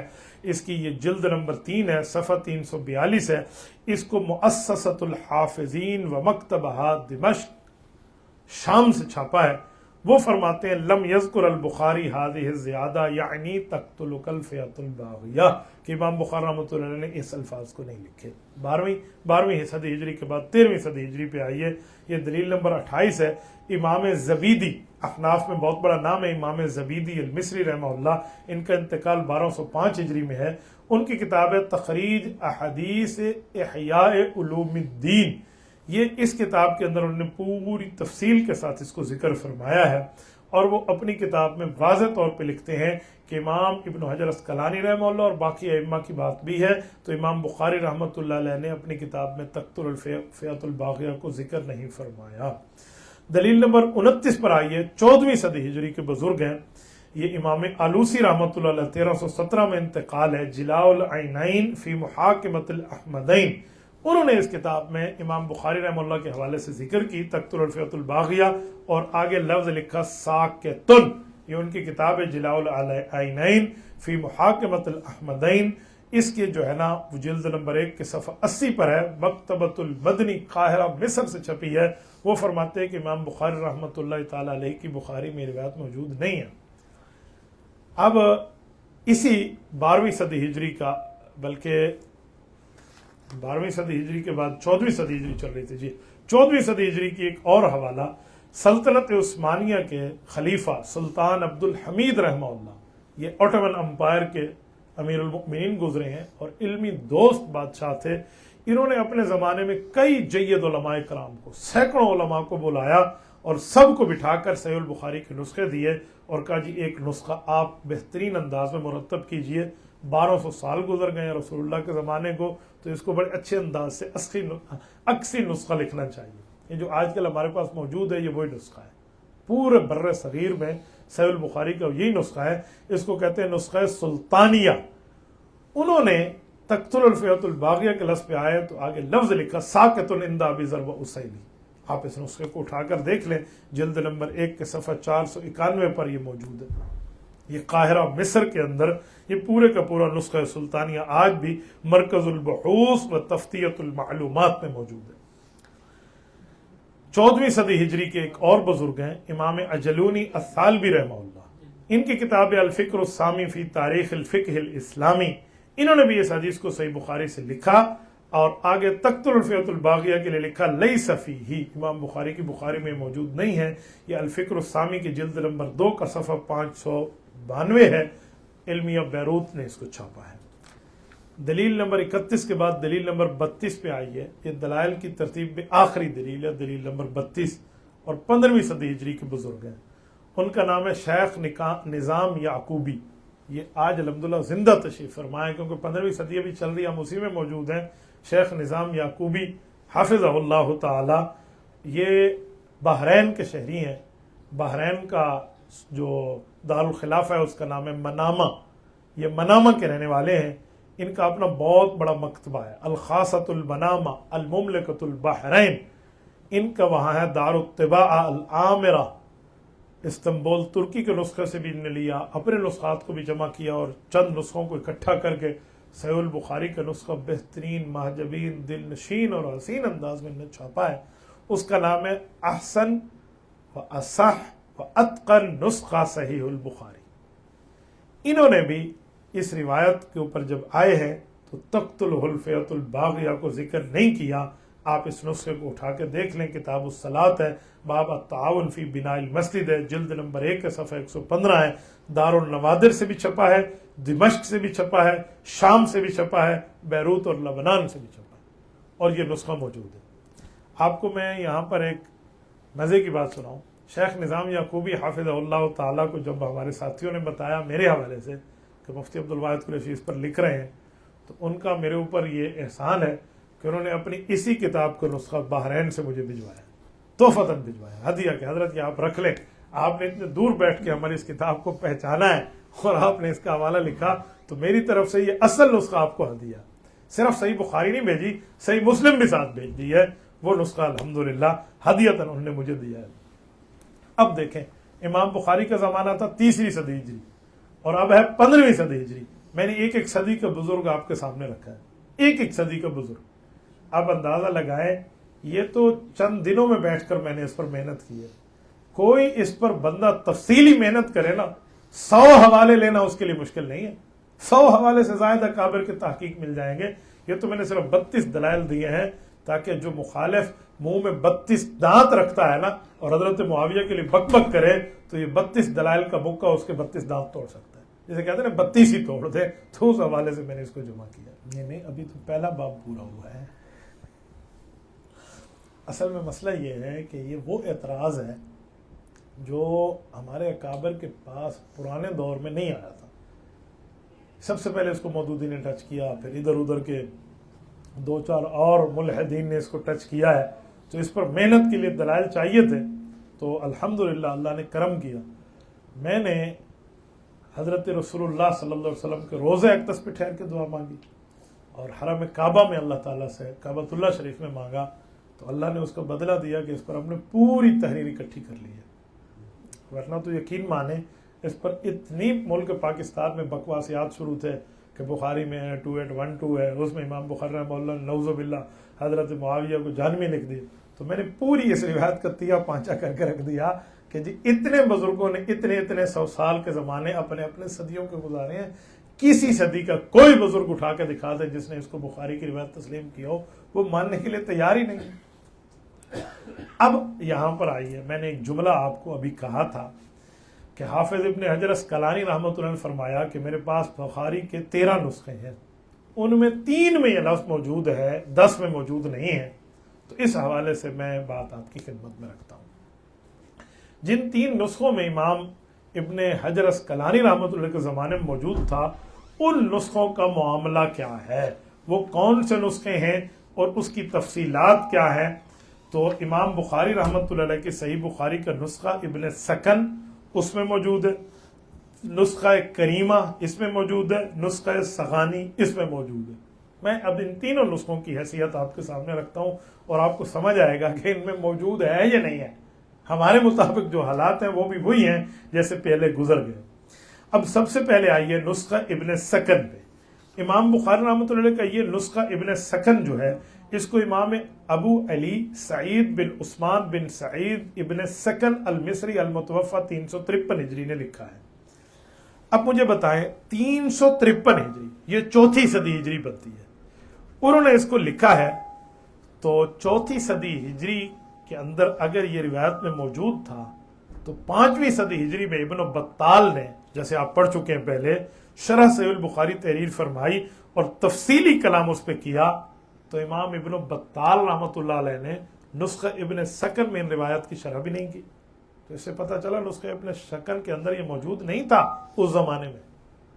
اگر موجود ہوتا تو جو شرح لکھ رہا تھا، جس نے اس نسخے کو مدار بنایا، اسی پر بیٹھ کے شرح لکھی امام ابن بطال نے، وہ اس کا ذکر کرتے، انہوں نے اس کا ذکر نہ کیا۔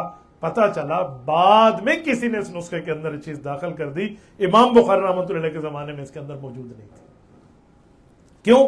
حافظ ابن حجر اسقلانی رحمۃ اللہ علیہ امام بخاری کے تقریباً 550 سال بعد آئے ہیں، 550 بھی نہیں، زیادہ بنتا ہے، 256 اور 852، تو یہ 700 سال بنتے ہیں، 750 سال کے بعد آئے ہیں، تو درمیان میں امام ابن بطال موجود ہیں۔ امام ابن بطال رحمۃ اللہ نے اس کی شرح کی ہے، وہ کہتے ہیں اس میں نہیں ہے۔ جب وہ نہیں لکھتے تو پتہ چلا یہ ابن حجر اسقلانی کے زمانے میں آ گئے تھے، اس نسخے کے اندر پہلے نہیں تھے۔ اب یہاں پر ایک سوال اٹھتا ہے، کیا نعوذ باللہ صحیح بخاری غیر محفوظ ہے تو کسی نے اس میں ڈال دیا ہے؟ حالانکہ صحیح بخاری تو صحیح حدیث کی کتاب ہے، تو یہ کیسے آ گیا تھا اس میں؟ تو بڑے غور سے اس کا جواب سنیے، یہ بڑی سننے والے جواب ہے۔ دیکھیں، ہم کہتے ہیں امام بخاری رحمۃ اللہ علیہ نے لکھ کر مٹا دیا تھا، جیسے ہم امام حمیدی رحمہ اللہ کے حوالے سے بتا چکے ہیں، تو پھر یہ نسخے میں آیا کیسے؟ تو اس کا جواب یہ ہے، ہو سکتا ہے کسی محدث کے سامنے امام بخاری کا وہی پرانا لکھا ہوا صفحہ آ گیا ہو، جب امام بخاری نے لکھا تھا بعد میں مٹایا تھا، تو اس نے اسی پرانے کو امام بخاری کی بات سمجھ کے لکھ دیا ہو، اتنی سی بات ہے۔ اور یہ کوئی شایع ضائع بات ہے، ہو سکتا ہے ایسے، لیکن بعد کے محدثین نے تصریح کر دی کہ ایسا نہیں تھا، تو مسئلہ ٹھیک ہو گیا۔ میں مثال دے رہا ہوں، میں ابھی کتاب لکھ رہا ہوں، اس کتاب کے اندر کوئی چیز میں نوٹ کر لیتا ہوں اور فوٹو اسٹیٹ ہو کے رکھ دیتا ہوں، پھر ایک عرصے کے بعد مجھے پتہ چلتا ہے کہ اس بات کو ٹھیک کرنا چاہیے تھا، الحمدللہ میں ابھی زندہ سلامت ہوں، میں نے اس کو ٹھیک کر دیا، ٹھیک کر کے آگے چھاپ دیا۔ اب کسی کے پاس وہ پرانا، میرا پرانے زمانے کا جو رف عمل کا میں نے لکھا تھا، اس میں سے لکھا ہوا پڑھا ہو اور وہ میری تحریر سمجھ جائے، تو میری تحریر تو نہیں بنے گی۔ بس اتنی سی بات ہے نسخہ ابن سکن کے حوالے سے، ورنہ اور اس کا معاملہ اور کچھ بھی نہیں ہے۔ ورنہ نسخہ ابن سکن کے زمانے کے بعد جن محدثین کرام نے اس کو لکھا ہے تو وہ اس کی تفصیل تو لکھتے، بعد کے حضرات نے اس کی تفصیل نہیں لکھا، تو پتہ چلا یقیناً امام بخاری رحمہ اللہ کا دامن اس سے صاف ہے۔ یہ بعد میں کسی بندے نے پرانی چیز کو لکھ کر سمجھ دیا تھا، لیکن وہ تھا نہیں۔ دوسرا نسخہ ہے نسخہ کریمہ، یہ کریمہ کے اندر موجود ہے۔ اب کریمہ کون ہے؟ یہ بخاری شریف کی ایک بہت بڑی نسخے کو لکھنے والی عالمہ، محدثہ، فقیہ، بزرگ عورت تھی۔ ان کا نام تھا ام الکرام کریمہ بنت احمد بن محمد بن حاتم مرزویہ مکیہ رحمت اللہ علیہا۔ 463 ہجری میں ان کا انتقال ہے۔ امام ابن عبد البر مالکی رحمہ اللہ اور ان کا انتقال ایک ہی سن میں ہے، 463 ہجری۔ انہوں نے اس روایت کو لکھا تھا، اس نسخے کو لکھا تھا۔ بہت بڑی خاتون تھی امام کریمہ، امامہ کریمہ رحمہ اللہ۔ تو انہوں نے جو لکھا ہے، اب کہتے ہیں جی اس نسخے میں، اب اس کا بھی جواب سنیے، ہم کہتے ہیں اس نسخے میں بھی نہیں ہے۔ کیسے آیا؟ اب یہ ہے 463 کے متوفہ، اب ذرا توجہ رکھنا۔ اس کو نقل کس نے کیا ہے؟ تو اصل میں یہ روایت امام کشمہینی رحمہ اللہ کی ہے۔ امام کشمہینی رحمہ اللہ امام بخاری رحمۃ اللہ علیہ کے براہ راست شاگردوں کے شاگرد ہیں۔ امام بخاری رحمہ اللہ کے براہ راست شاگرد ہیں، ان کا نام ہے امام فربری رحمہ اللہ۔ امام فربری کے شاگرد ہیں، ان کا نام ہے ابو الحیثم محمد بن مکی بن محمد بن زرع المزروی الکشمہینی، ان کا انتقال ہے 379 ہجری 89 99 ہجری بھی آپ کہہ سکتے ہیں۔ یہ ان کی روایت سے نقل کیا تھا انہوں نے امامہ کریمہ نے۔ اب ابو ذر الحروی رحمہ اللہ بھی اس سے نقل کرتے ہیں الکشمہینی کو، ابو سہل محمد بن حفصی بھی نقل کرتے ہیں۔ جب وہ دونوں بزرگ اپنے استاد سے نقل کرتے ہیں تو وہ تو یہ لفظ ذکر نہیں کرتے جس کو امامہ کریمہ نقل کرتی ہیں۔ اب توجہ رکھیں، جو ایک استاد سے 3 بزرگ نقل کرنے والے ہیں، 2 نے تو اس کو ذکر نہیں کیا، تیسرے نے اس کو کیسے ذکر کر دیا؟ تینوں کے پاس کتاب تو ایک ہے، تو کیسے ذکر ہو گیا؟ تو پھر اس کا جواب میں آپ کی خدمت میں رکھتا ہوں کہ نسخہ کریمہ جو تھا، آج تک یہ نسخہ ناتمام مکمل نہیں لکھا گیا تھا۔ یہ نسخہ کریمہ ناتمام تھا، ناقلین کو اس کو نقل کرنے کی ابھی اجازت بھی نہیں تھی، وہ تو زیر ترتیب نسخہ تھا، اس زیر ترتیب نسخے میں ہو بعد میں ہٹا دیں نکال دیں، ابھی تو انہیں اس پر نظر ثانی کرنی تھی، نظر ثالث کرنی تھی، اس کو ابھی دیکھنا تھا، تو انہیں ایسا کیا تو وہاں سے اس پر اعتراض نہیں ہو سکتا۔ دوسرا جواب، امام کریمہ ان کے ایک شاگرد ہے، انہوں نے بھی اس کو پوری تفصیل کے ساتھ ذکر فرمایا ہے۔ وہ کون ہیں اور کس تفصیل کے ساتھ یہ بات کرتے ہیں؟ اب ذرا توجہ رکھیں۔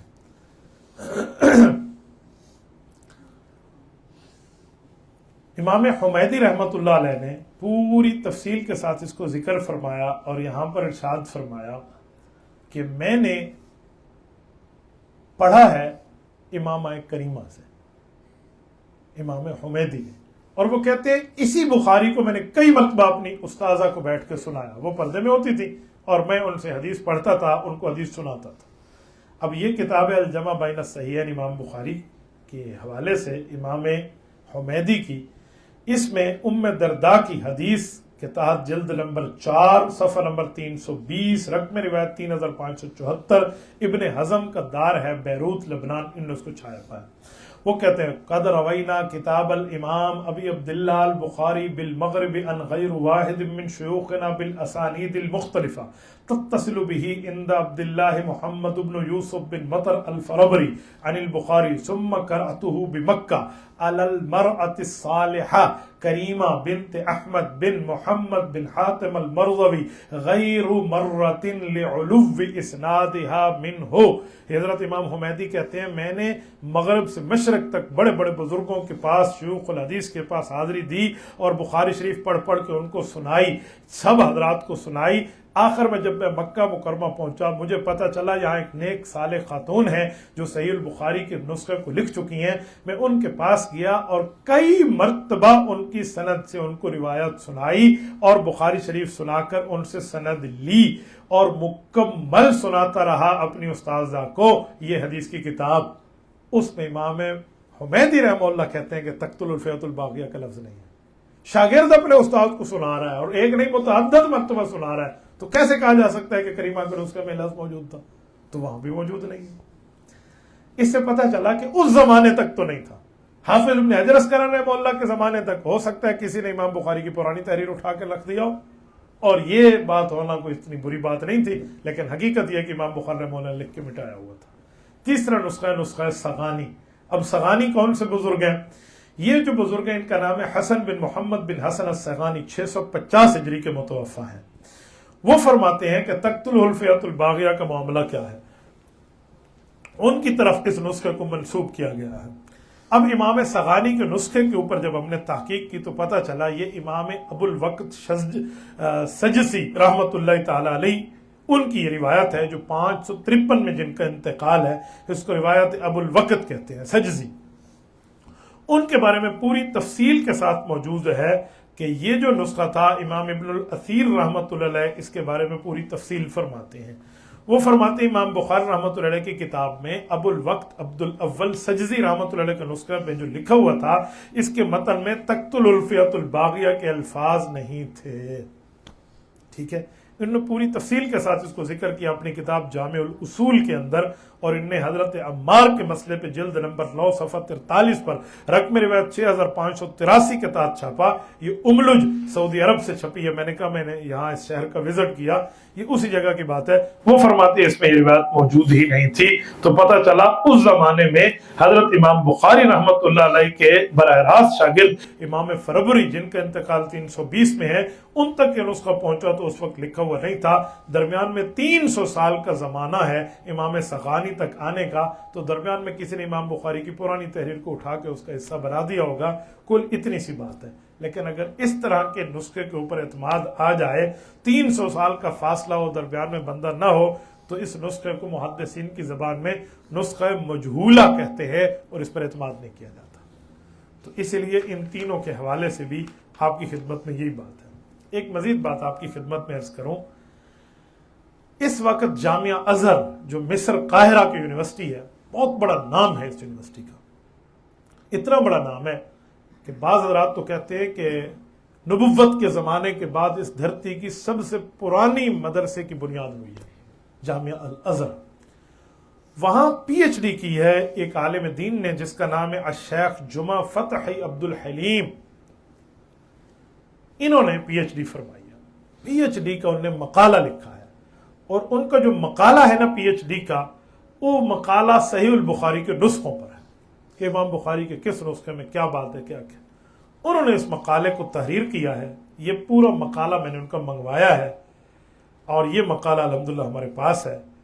اس کتاب کا نام ہے اصل الکتاب رسالہ جامعیہ لنیر درجۃ الدکتورہ فی الحدیث بکلیۃ الشریعہ اصول الدین بجامع الازہریہ روایات الجامع الصحیح السند نسخۃ دراست النظریہ تطبیقیہ الفصل الثانی اسباب الاختلاف من الامثالیہ التي يمكن ان تكون تحت المدرج ويترتب عليها المتن او نقصانه۔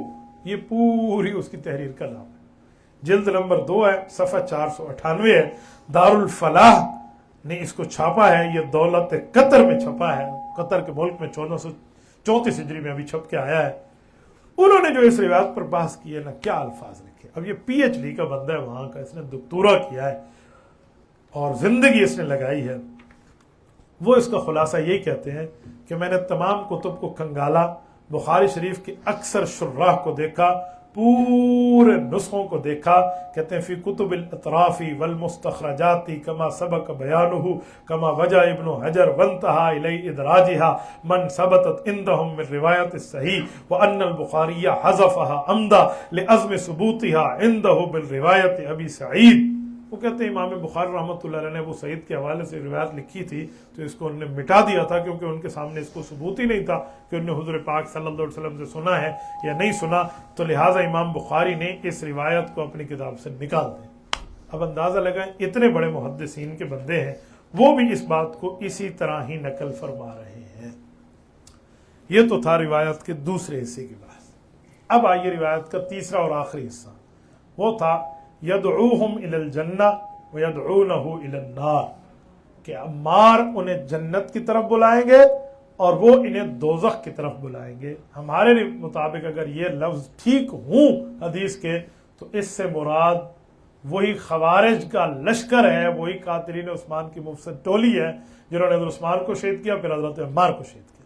حضرت عمار انہیں ملت اسلام کی طرف بلا رہے تھے اور وہ بغاوت کی طرف بلا رہے تھے، تو وہ مراد ہے۔ لیکن یار لوگوں نے اس کو حضرت معاویہ کے خلاف پیش کیا، تو میں اس کا جواب بھی آپ کی خدمت میں دیتا ہوں۔ یہ جو لفظ امام بخاری رحمۃ اللہ علیہ کی بخاری میں موجود ہے، تو اس کا مطلب کیا ہے؟ تو محدثین نے کہا ہے کہ اس روایت کا مطلب یہ ہے، وہ کہتے ہیں یمکن حملہ علی ان المراد بالذین یدعونہ الی النار کفار قریش کما سرا بہ بعض الشراح۔ حافظ ابن حجر اسقلانی رحمہ اللہ نے فتح الباری شرح صحیح البخاری قولہ تعالی تعاون فی بناء المسجد، قولہ البخاری باب التعاون فی بناء المسجد کے تحت لکھا ہے کہ یہ جلد نمبر 1 صفحہ 542 ہے کہ یہ جو لفظ ہے کہ عمار انہیں جہنم کی طرف، عمار کو یہ لوگ جہنم کی طرف اور عمار انہیں جنت کی طرف بلا رہے ہیں، اس سے مراد وہ وقت ہے جب امام عمار رحمۃ اللہ علیہ رضی اللہ تعالیٰ عنہ کو مکہ کے کافر تکلیف دے کر مذہب چھڑانے کی کوشش کر رہے تھے۔ یہ حافظ ابن حجر اسقلانی فرماتے ہیں کہ تو اس زمانے کی بات ہے، یہ تو اس کا تعلق جنگ صفین سے ہے ہی نہیں، یہ تو کفار قریش کما سر بھی بعض شراء کا، بہت سے شراء نے، بعض شراء نے اس بات کو لکھا ہے کہ یہ تو اس زمانے کی بات ہے کہ نبی علیہ السلام نے ان کو تسلی دی تھی کہ عمار تو جنت کی طرف بلا رہا ہے، یعنی انہیں دین کی طرف، اور وہ دوزخ کی طرف بلا رہے ہیں، تو میں کفر کی طرف تیرے اوپر ظلم اور تشدد کر رہے ہیں۔ جیسے میں نے حضرت عمار کے تعارف میں آپ کو بتایا کہ ان کے اوپر ظلم و تشدد ہوا کفار کی طرف سے، اور پھر ان کے لیے قرآن کی آیات اتری، یہ کہتے ہیں اس زمانے کی بات ہے۔ تو اس سے اندازہ لگا لیں ابن حجر اسقلانی رحمۃ اللہ علیہ اور محدثین اس روایت کی کیا شرح سمجھتے ہیں۔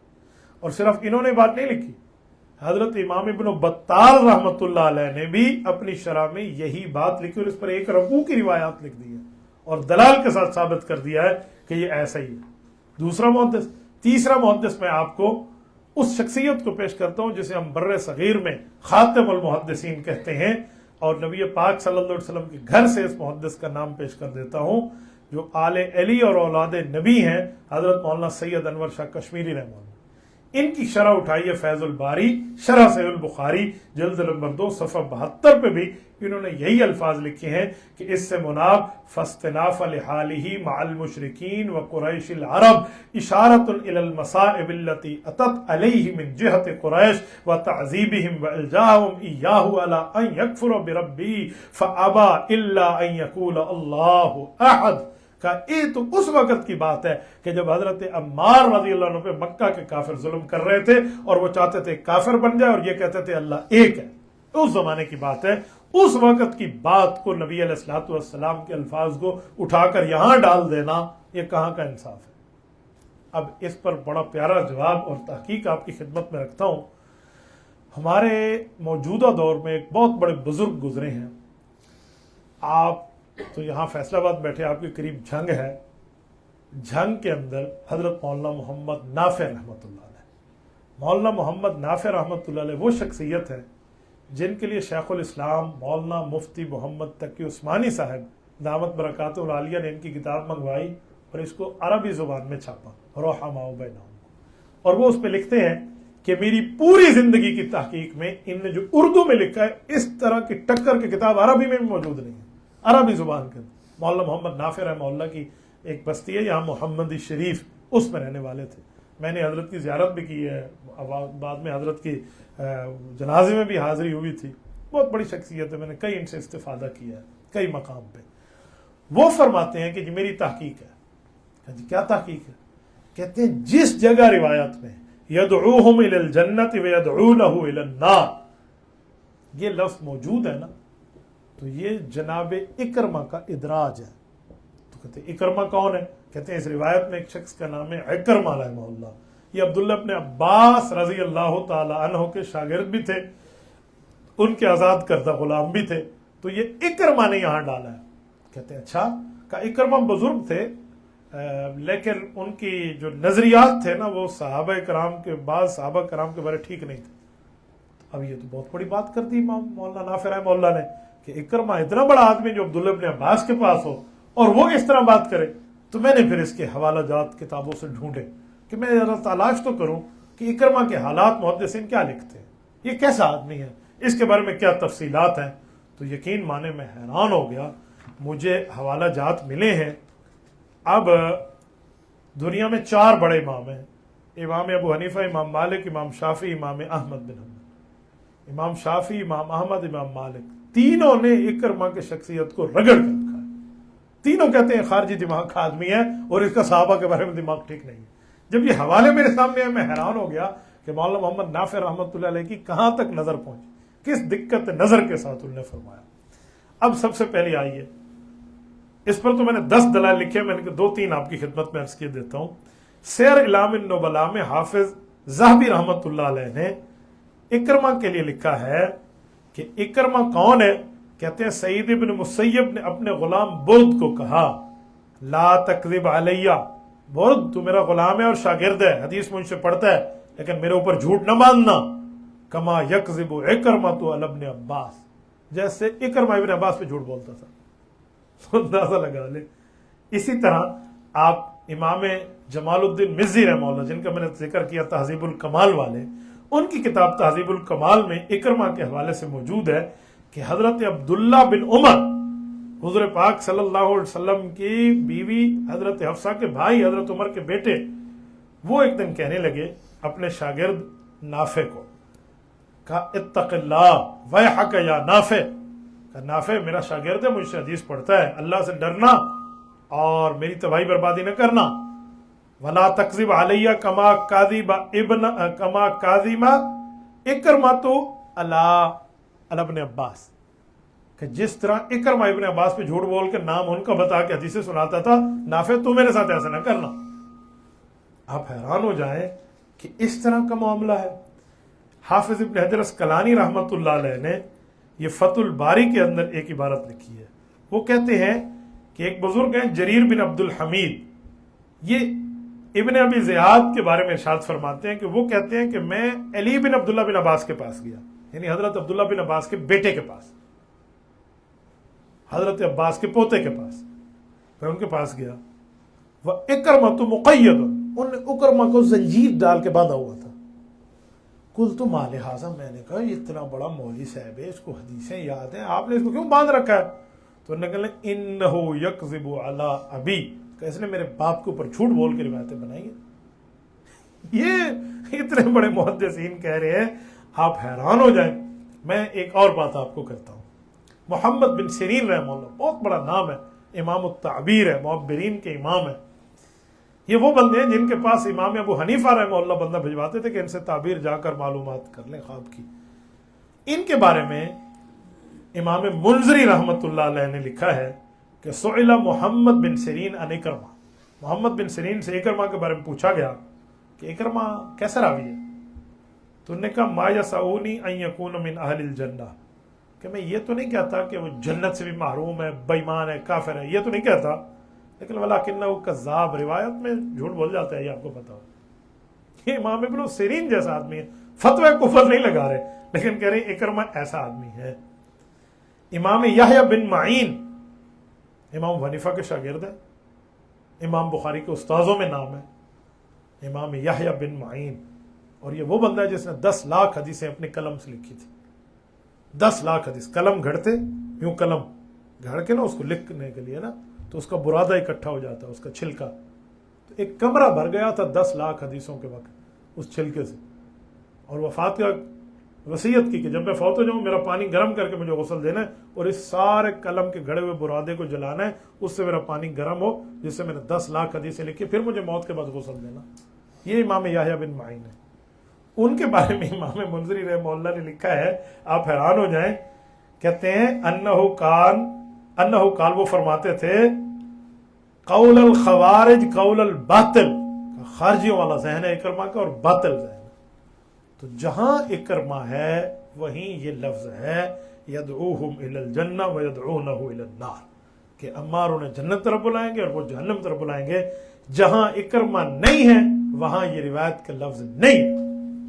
اتنی بڑی تحقیق جب میرے سامنے آئی، یقین مانے شاید رات کے 2-3 بج رہے ہوں گے، اس رات خوشی کے مارے میری نیند ختم ہو گئی، میں نے اٹھ کر اللہ سے 2 نفل پڑھے، میں نے کہا اللہ اکبر، اتنی اونچے اونچے ہو کر یہ لوگ روایت کو پیش کرتے ہیں، اس طرح جنت طرف بلانا، جہنم کی طرف، اور حال یہ ہے کہ یہ اس اکرمہ کا ادراج ہے جس کو ان کے اپنے بزرگوں نے قید کر کے رکھ دیا تھا کہ اس نے عبداللہ بن عباس رضی اللہ عنہ پہ جھوٹ بولا۔ اس اکرمہ نہ ہو آپ حدیث پیش نہیں کر سکتے کہ اس میں یہ لفظ موجود ہے۔ تو یہ روایت کے 3 حصے تھے، اور تینوں حصوں پر میں نے آپ کی خدمت میں یہ معاملات پیش کر دی ہیں، تو آپ اس سے اندازہ لگا لیں کہ صحیح البخاری کے اندر روایت جو موجود ہے اس کا جواب کیا ہے۔ تو چند باتیں میں نے آپ کی خدمت میں رکھی ہیں، اللہ تعالیٰ آپ کو سلامت رکھے۔ کچھ وقت باقی ہے تو میں اس پر 2-4 باتیں اور بھی عرض کر دیتا ہوں۔ جب ہم یہ پوری بات پیش کر دیں گے تو 2:12 کے لفظ کا تو جنازہ نکل گیا، کچھ نہ بچا، لیکن کچھ لوگ مزید سوال تو کریں گے کہ مولانا چلو مان گئے بخاری میں تو نہیں، امام بخاری نے لکھ کے مٹا دیا تھا، لیکن مسلم شریف میں جو بات ہے اس کے بارے میں آپ کیا کہیں گے؟ ترمذی میں موجود ہے، اس کے بارے میں کیا کہیں گے؟ امام حاکم نے لکھا ہے مستدرک میں، وہاں کیا کہیں گے؟ امام احمد نے مسند میں لکھا ہے، وہاں کیا کہیں گے؟ امام نسائی نے کبرا میں لکھا ہے، وہاں کیا کہیں گے؟ تو اس روایت کا بھی جواب دے دو۔ اب ذرا توجہ، سب سے پہلی اور بنیادی بات ہے کہ صحیح مسلم میں یہ روایت موجود ہے، لیکن صحیح مسلم کے اندر یہ لفظ ہے کہ یہ تعمیر مسجد نبوی کی بات نہیں ہے، یہ تو جنگ خندق کی بات ہے۔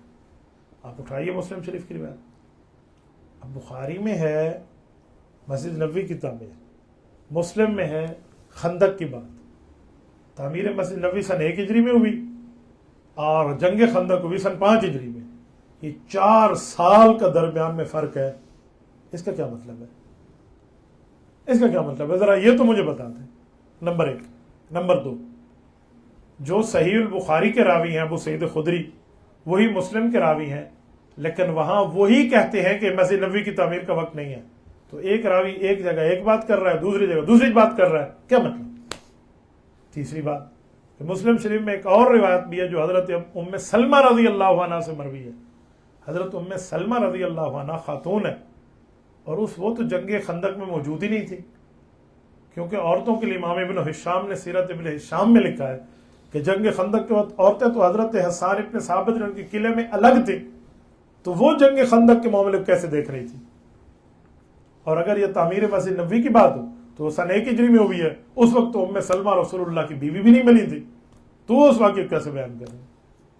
یہ سوالات میرے نہیں ہیں، یہ مسلم کی روایت پہ سوالات امام ابن رجب حنبلی رحمۃ اللہ علیہ کی فتح الباری میں یہ بات موجود ہے، یہ وہ کہہ رہے ہیں، میں نہیں کہہ رہا۔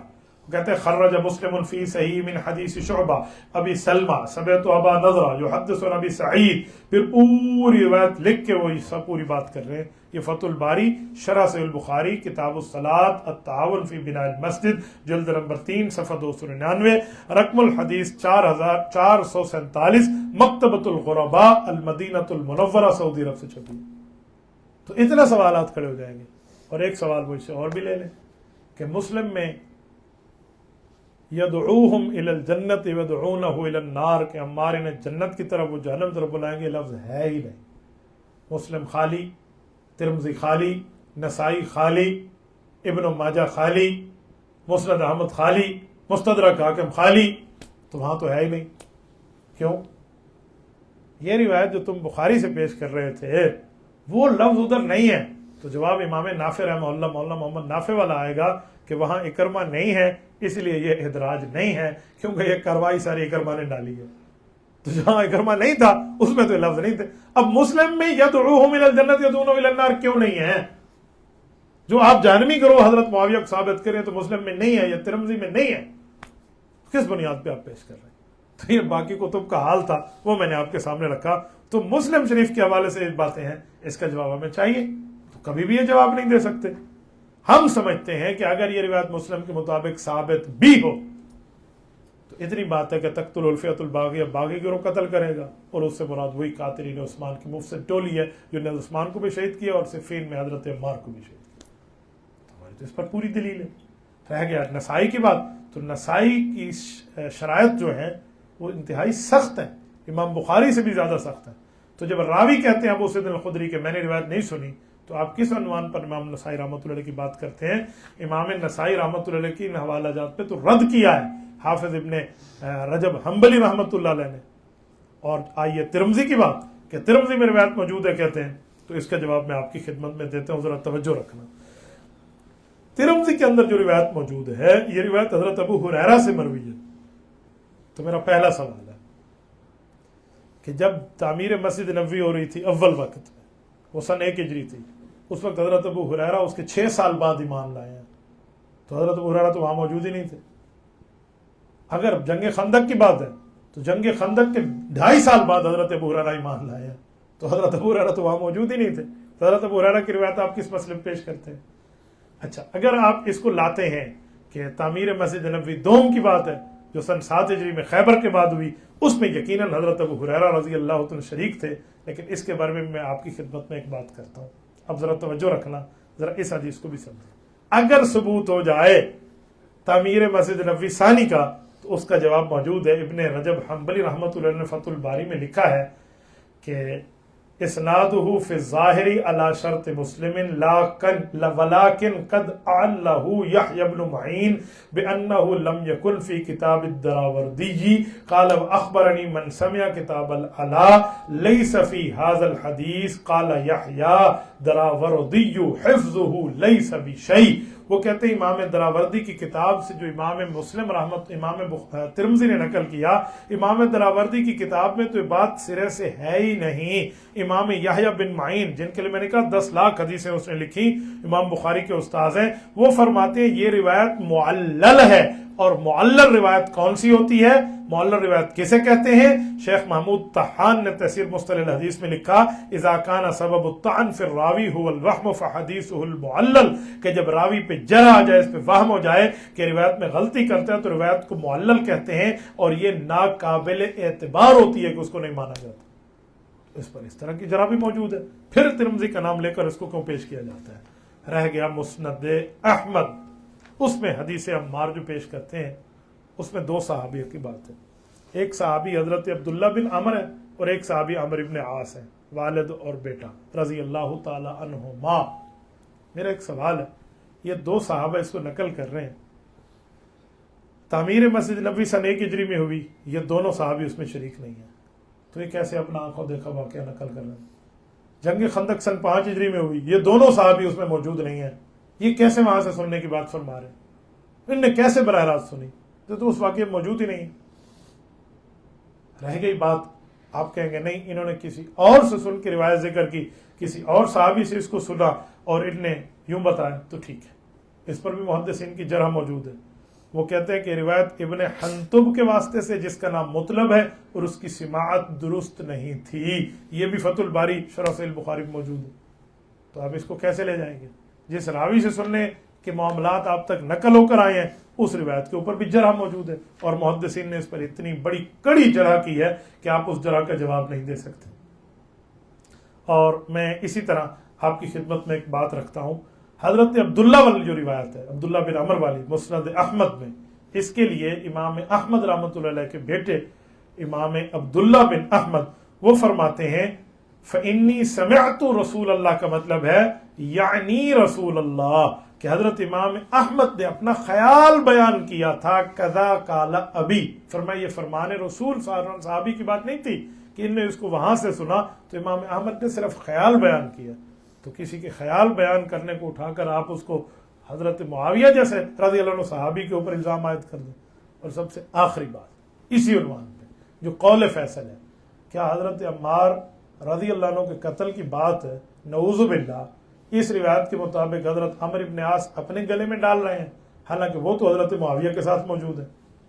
کوئی بندہ نعوذ باللہ خود کو باغی کہے گا کہ جی میں باغی ہوں، میں نے کیا، اور جو پھر ٹھہرے بھی حضرت معاویہ کے ساتھ ہے پوری زندگی، ان سے ہٹے بھی نہیں ہے، تو جب روایت ان کے سامنے آ گئی تھی ان کو تو ہٹ جانا چاہیے تھا وہاں سے۔ تمہارے مطابق وہ اپنے خلاف روایت بھی سنا رہے ہیں اور اسی کام پہ بیٹھے ہوئے بھی ہیں۔ یہ تو ایک تیر میں تم 2 شکار کر رہے ہو، کہ ایک صحابی پر جھوٹ بھی بول رہے ہو اور دوسرے صحابی کو غلط کردار بھی بتا رہے ہو۔ میں آپ کو مثال دے رہا ہوں کہ حدیث پاک کے مطابق پانی پینے سے، جان بوجھ کے پانی پینے سے روزہ ٹوٹ جاتا ہے، جی ٹھیک ہے، میں یہ حدیث بھی سنا رہا ہوں اور جان بوجھ کے پانی پی بھی رہا ہوں۔ اب 2 باتیں ہیں، یا تو حدیث نہیں مانتا اور یا میں حدیث مان کے خود بے ایمانی کر رہا ہوں۔ تو حضرت عمر ابن عاص اور حضرت عبداللہ بن عمر پر آپ کیسے لائیں گے؟ وہ نعوذ باللہ اپنے خلاف یہ بات کر بھی رہے اور وہاں بیٹھے ہوئے بھی ہیں۔ تو دونوں طرف سے آپ نے صحابی کو غلط طرح پیش کیا، ایسا نہیں بنتا، ٹھیک ہے؟ تو اس طرح میں یہ ابھی تک یہ حصہ اول کی بات میں نے آپ کی خدمت میں رکھی ہے، اس کو انکاری پہلو کہتے ہیں، اس کتاب میں اس کا تسلیمی پہلو بھی ہے۔ انشاءاللہ تعالی اگر وقت رہا تو آپ کی خدمت میں پیش کروں گا، اور اگر آپ مجھے اجازت دے دیں تو میں 10 منٹ میں شاید اس کا خلاصہ دے دوں، ہے توجہ رہے گی نا؟ میرے خیال میں ہم اس کو پورا کر لیں، بعد میں کسی اور محفل کے اندر اگر لے کے جائیں تو اللہ مان، یہ بہت اہم چیز ہے۔ یہ تو میں نے سندی بحث کی، اب اگلی بات 1 منٹ کے لیے ہم یہ سارے اعتراضات اور بحث ایک طرف رکھ لیتے ہیں، ہم اس روایت کو کما حق کو ماننے کے لیے تیار ہو جاتے ہیں کہ جی ہم ماننے کے لیے تیار ہیں، آپ ہمارے سامنے یہی روایت لے آئیے، بہترین محجبین ہم تسلیم کرنے کے لیے تیار ہیں، تو آپ ذرا ہمیں یہ بتا دیں۔ یہ سارے اعتراضات ہم ایک طرف رکھ لیتے ہیں، فلاں ہے فلاں ہے فلاں، جتنے روایات میں نے پیش کیے ہیں، جتنے اعتراضات ہیں ہم ایک طرف رکھ لیتے ہیں۔ لیکن اگر اس روایت کو مان بھی لیں تو کیا مان لینے کے بعد بھی اس سے مراد حضرت معاویہ ہو سکتے ہیں یا نہیں؟ ذرا انصاف کے ساتھ دیکھیں۔ تو میں آپ کی خدمت میں اس پر دلائل لاتا ہوں، ذرا آپ توجہ رکھنا۔ یہ کتاب کا دوسرا حصہ رکھ لیتے ہیں تسلیمی پہلو کہ ہم نے اس روایت کو مان لیا. دیکھو اساتذہ میں گھیر دھوتی ہوئی روایت ہے, دودھ میں دھلی ہوئی ہے, مان لی, اگلی بات کریں. تو صرف یہ ایک روایت ہے, یہ اس کی باقی روایات بھی ہیں. ہمارے مطابق 28 سندیں ہیں اور ساری ضعیف ہیں, جیسے میں نے امام حافظ ابن حجر اسقلانی رحمہ اللہ کے حوالے سے پیش کیا. تو سوال ہے کہ باقی روایتوں میں بھی کچھ لکھا ہوا ہے, ان سب کو اکٹھا کر لیں, خلاصہ آ جائے گا. تو جب ہم تمام روایات کو اکٹھا کرتے ہیں, توجہ رکھنا, تو 10 چیزیں ہمارے سامنے آتی ہیں, 10 نشانیاں کہ جو قاتل عمار ہوگا اس میں 10 علامات پائی جائیں گی.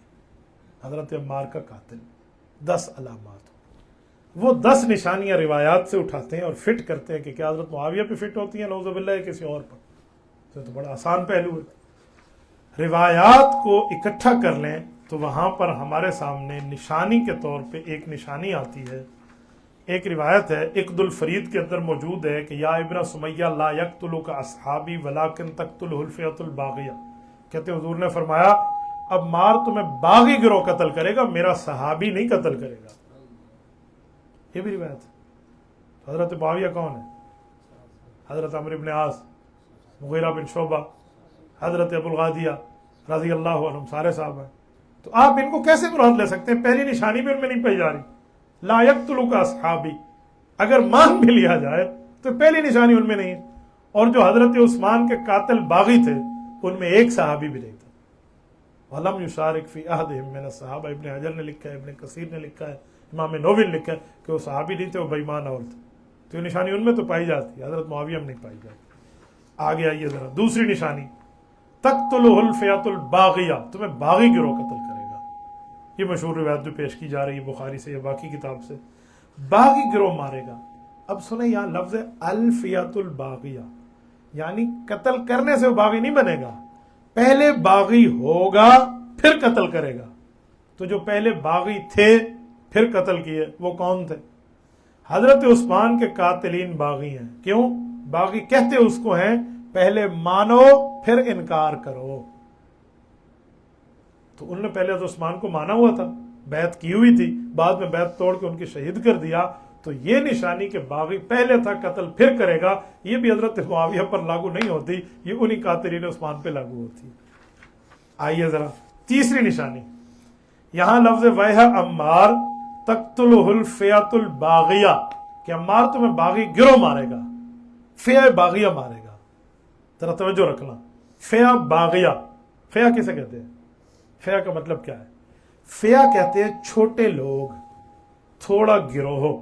یہ فئہ کا پوری تفصیل کے ساتھ لغت کی کتابیں آپ اٹھائیں تو الفرق بین الجماعت والفئہ واضح طور پہ لکھتے ہیں الفئۃ ہی الجماعت التی المتفرقۃ من غیرہا. فئہ اسے کہتے ہیں جو بڑی جماعت سے کٹ جائے, چھوٹا گروہ. حضرت معاویہ فئہ باغیہ نہیں ہو سکتے. کیوں؟ بخاری شریف کی حدیث ہے, ذرا سنیں. رسول اللہ صلی اللہ علیہ وسلم نے فرمایا ہے ان ابنی ھذا سید, میرا بیٹا حسن سردار ہے, وَلَعَلَّ اللَّهَ يُصْلِحَ بِهِ, ان قریب اللہ اس سے صلح کرائے گا, بین فئتین عظیمتین من المسلم, مسلمانوں کی 2 بڑے گروہوں میں. تو ایک گروہ معاویہ تھے, ایک گروہ حضرت علی تھے. حضرت امام حسن نے صلح کرائی تھی. تو حضرت معاویہ کے گروہ فئہ عظیمہ ہے اور یہاں قاتل فئہ باغیہ ہے, تو وہ کیسے مراد ہو سکتے ہیں؟ تیسری نشانی بھی ان میں نہیں ہے, کیونکہ حضرت معاویہ کو تو حضور نے فئہ عظیمہ فرمایا, قاتل کو فئہ باغیہ فرمایا, تو یہ بھی وہ حضرت عثمان کی قاتل ٹولی بنتی ہے. تیسری نشانی. چوتھی نشانی میں آئے یدعوہم الی الجنت یدعونہ الی النار, عمار انہیں جنت طرف بلائیں گے اور وہ جہنم کی طرف بلائیں گے. کیا حضرت عمار رضی اللہ تعالی عنہ جو انہیں بلائیں گے جنت کی طرف اور وہ بلائیں گے جہنم کی طرف, تو حضرت معاویہ کی دعوت جہنمی دعوت ہے؟ کوئی بندہ یہ کہہ دے کہ ان کی دعوت دوزخی دعوت ہے, تو ہمارا ایک جواب ہے. حدیث پاک میں ہے, حضور نے فرمایا, صحیح بخاری کی روایت, صحیح البخاری میں حدیث موجود ہے, نبی علیہ السلام نے فرمایا, کتاب الفتن باب خروج النار کی روایت ہے 7121 ہے, 7121, فرمایا لا تقوم الساعہ, قیامت اس وقت تک نہیں آئے گی حتیٰ تقتل فئتان عظیمتان یکون بینہما مقتلۃ عظیمۃ ودعوتہما واحدہ, کہ جب تک 2 جماعتیں آپس میں لڑ نہ پڑیں, یعنی حضرت علی اور معاویہ کے گروہ کا اختلاف ہوگا, لڑائی ہوگی, بعد میں صلح حسن ہوگی, لیکن ان دونوں کی دعوت ایک ہوگی، دعوتہما واحدۃ۔ اگر یدعوہم الی الجنہ سے حضرت معاویہ کی جماعت کی دعوت دوزخی دعوت ہے تو حضور فرماتے ہیں معاویہ اور علی دونوں کی دعوت ایک ہوگی، پھر آپ کہہ لیں گے کہ حضرت علی بھی دوزخ کی طرف بلانے والے تھے۔ ان بےایمانوں کو شرم نہیں آتی، یہ واضح نشانی بھی حضرت معاویہ پہ فٹ نہیں ہوتی، یہ چوتھے نمبر کی نشانی بھی قاتلین عثمان پہ فٹ ہو رہی ہے کہ جن کی دعوت صحابہ سے الگ ہے۔ اس سے آگے آئیے، پانچویں نشانی،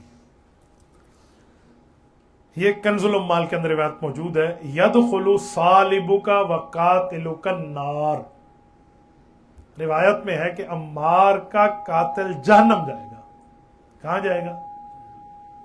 تو اس سے پتہ چلا حضرت عمار کا قاتل جہنمی ہے، اور حضرت معاویہ، حضرت ابو الغادیہ، حضرت عمرو بن عاص، حضرت مغیرہ بن شعبہ، اس طرح کے جو لوگ ہیں، جو صحابہ ہیں، ان کے بارے میں قرآن کیا کہتے ہیں؟ قرآن کریم نے ان کے بارے میں جو پوری تفصیل دی ہے نا، میں آپ کی خدمت میں رکھتا ہوں۔ صحابہ دو طرح کے ہیں، جو ہجرت سے پہلے ایمان لائے، ہجرت کے بعد۔ قرآن کہتا ہے ان الذین سبقت لہم من الحسنی اولئک عنہا مبعدون۔ فرمایا وہ لوگ جو نیکی میں سبقت کر گئے، ان کے ساتھ ہمارا وعدہ جنت کا ہے اور جہنم ان سے دور رکھی جائے گی۔ کیوں؟ جو ایمان لائے ہجرت سے پہلے یا جو ایمان لائے ہجرت کے بعد، وَكُلًّا وَعَدَ اللَّهُ الْحُسْنَى، رب نے سب کے ساتھ جنت کا وعدہ کیا۔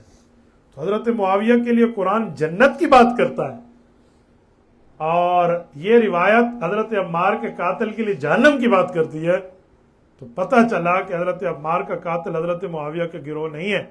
حضرت معاویہ کے گروہ نہیں مانیں گے آپ، حضرت عمار کے قاتل کو وہی مانیں گے جو حضرت عثمان کا قاتل مفسد ٹولی موجود ہے۔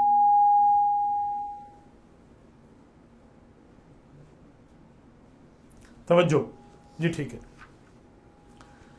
اس کے ساتھ میں ایک چھوٹی سی بات آپ کی خدمت میں عرض کر دیتا ہوں، آپ اس کو سیٹ کرتے رہیں۔ وہ یہ ہے کہ کچھ لوگ اس پر اعتراض کریں گے کہ نہیں، حضرت ابو الغادیہ کے حوالے سے کہ حضرت ابو الغادیہ نے نعوذ باللہ شہید کیا تھا، فلاں لوگ فلاں فلاں، اب توجہ رکھنا، فلاں فلاں لوگ یہ کہتے ہیں، فلاں کتاب میں ہے کہ حضرت ابو الغادیہ نے شہید کیا ہے، ابو الغادیہ ایک صحابی ہیں، ان کے اوپر بھی یہ الزام ہے۔ تو میں کہتا ہوں خدا کے بندے، آپ ابو الغادیہ کو جانتے ہو؟ وہ کون ہے؟ وہ پیغمبر کو وہ صحابی ہے جن کے لیے امام ذہبی رحمہ اللہ نے سیر اعلام میں لکھا ہے شہید الحدیبیہ، وہ صلح حدیبیہ میں موجود تھے۔ اور مسلم شریف کی حدیث ہے، قرآن پاک کی آیت ہے کہ حدیبیہ والوں سے اللہ راضی ہے۔ لقد رضی اللہ المؤمنین اذ یبایعونک تحت الشجرہ، قرآن سورۃ فتح آیت نمبر 18 میں کہتا ہے کہ میں ان سے راضی ہوں۔ اور حدیث پاک میں صحیح مسلم میں حدیث ہے، نبی پاک صلی اللہ علیہ وسلم کی روایت حضرت جابر فرماتے ہیں، حضور پاک نے فرمایا لا يدخل النار، آگ میں نہیں جائیں گے کون؟ من اصحاب الشجرہ، احد الذین بایعوا تحتها، جنہوں نے اس درخت کے نیچے میری بیعت کی تھی، ان میں حضرت ابو الغادیہ موجود ہے، تو وہ تو جہنم نہیں جائیں گے۔ اور یہ روایت کہہ رہی ہے جہنم میں ہی ہوگا ان کا قاتل، تو حضرت ابو الغادیہ بھی مراد نہیں ہو سکتے، اسی لیے آپ ان پہ یہ اعتراض نہ کریے۔ کہتے ہیں فلاں نے لکھا ہے، فلاں نے، میں نے کہا جس نے لکھا ہے وہ سب ماننے کے لیے تیار ہیں کہ وہ اس روایت سے ان کی یہ معاملات کی نعوذ باللہ غلطی ہو بھی تو بھی ختم ہے، لیکن خالی لکھائی پر بات نہیں ہوتی، دلیل پر بات ہوتی ہے، تو دلیل کے اندر تو یہ چیز نہیں ہے۔ تو لہٰذا یہاں بھی حضرت معاویہ رضی اللہ تعالیٰ عنہ پر یہ نشانی ثابت نہیں ہو سکتی۔ اچھا، اس سے آگے آئیے، میں ایک اور نشانی بھی آپ کی خدمت میں رکھ دیتا ہوں تاکہ میں پوری تفصیل کے ساتھ آپ کو سمجھا پاؤں کہ حضرت معاویہ رضی اللہ تعالیٰ عنہ کا لشکر اس معاملے سے بری ہے۔ پانچویں نشانی ہو گئی تھی، چھٹی، ساتویں، آٹھویں نشانی پہ ہے۔ روایات میں آتا ہے کہ جو قاتل عمار ہوں گے وہ کون ہوں گے؟ فرمایا اشقیاء اشرار الفجار، بدبخت ہوں گے، شریر ہوں گے اور گناہ گار ہوں گے۔ صحابی بدبخت نہیں ہوتا، نیک بخت ہوتا ہے۔ صحابی شریر نہیں ہوتا، سعید ہوتا ہے، اچھا ہوتا ہے۔ صحابی فاجر اور بد کردار نہیں ہوتا، وہ نیکوکار ہوتا ہے۔ تو یہ تینوں الفاظ بھی حضرت معاویہ اور ان کے گروہ پر نہیں آ رہے۔ اس سے آگے آئیے، یہ چھٹی، ساتویں، آٹھویں نشانی ہے۔ اب آئیے ذرا ناویں نشانی پہ کہ ناویں نشانی کون سی ہے؟ تو ناویں نشانی میں لفظ ہے کہ حضور نے فرمایا الناک تقتلک الفئۃ الباغیۃ الناکبۃ عن الحق، مجمع الزوائد کی روایت ہے کہ وہ حق کے راستے سے دور ہوگا آپ کا قاتل۔ حضرت معاویہ کون ہے؟ حق کے راستے سے دور ہے یا حق کے راستے پر ہے؟ میں اس کا جواب آپ کی خدمت میں لاتا ہوں، توجہ رکھنا۔ صحیح مسلم میں حدیث موجود ہے، حضور فرماتے ہیں ایک وقت آئے گا خارجی لوگوں سے وہ بندہ جہاد کرے گا جو دو جماعتوں میں حق پر زیادہ قریب ہوگا. یہ حدیث ہے ابو سعید خدری، اسی ابو سعید خدری کی روایت جو تقتلہ پہ آپ پیش کر رہے ہیں. حضور نے فرمایا یخرجون قوما یخرجون علی فرقۃ مختلفۃ یقتلہم اقرب الطائفین من الحق.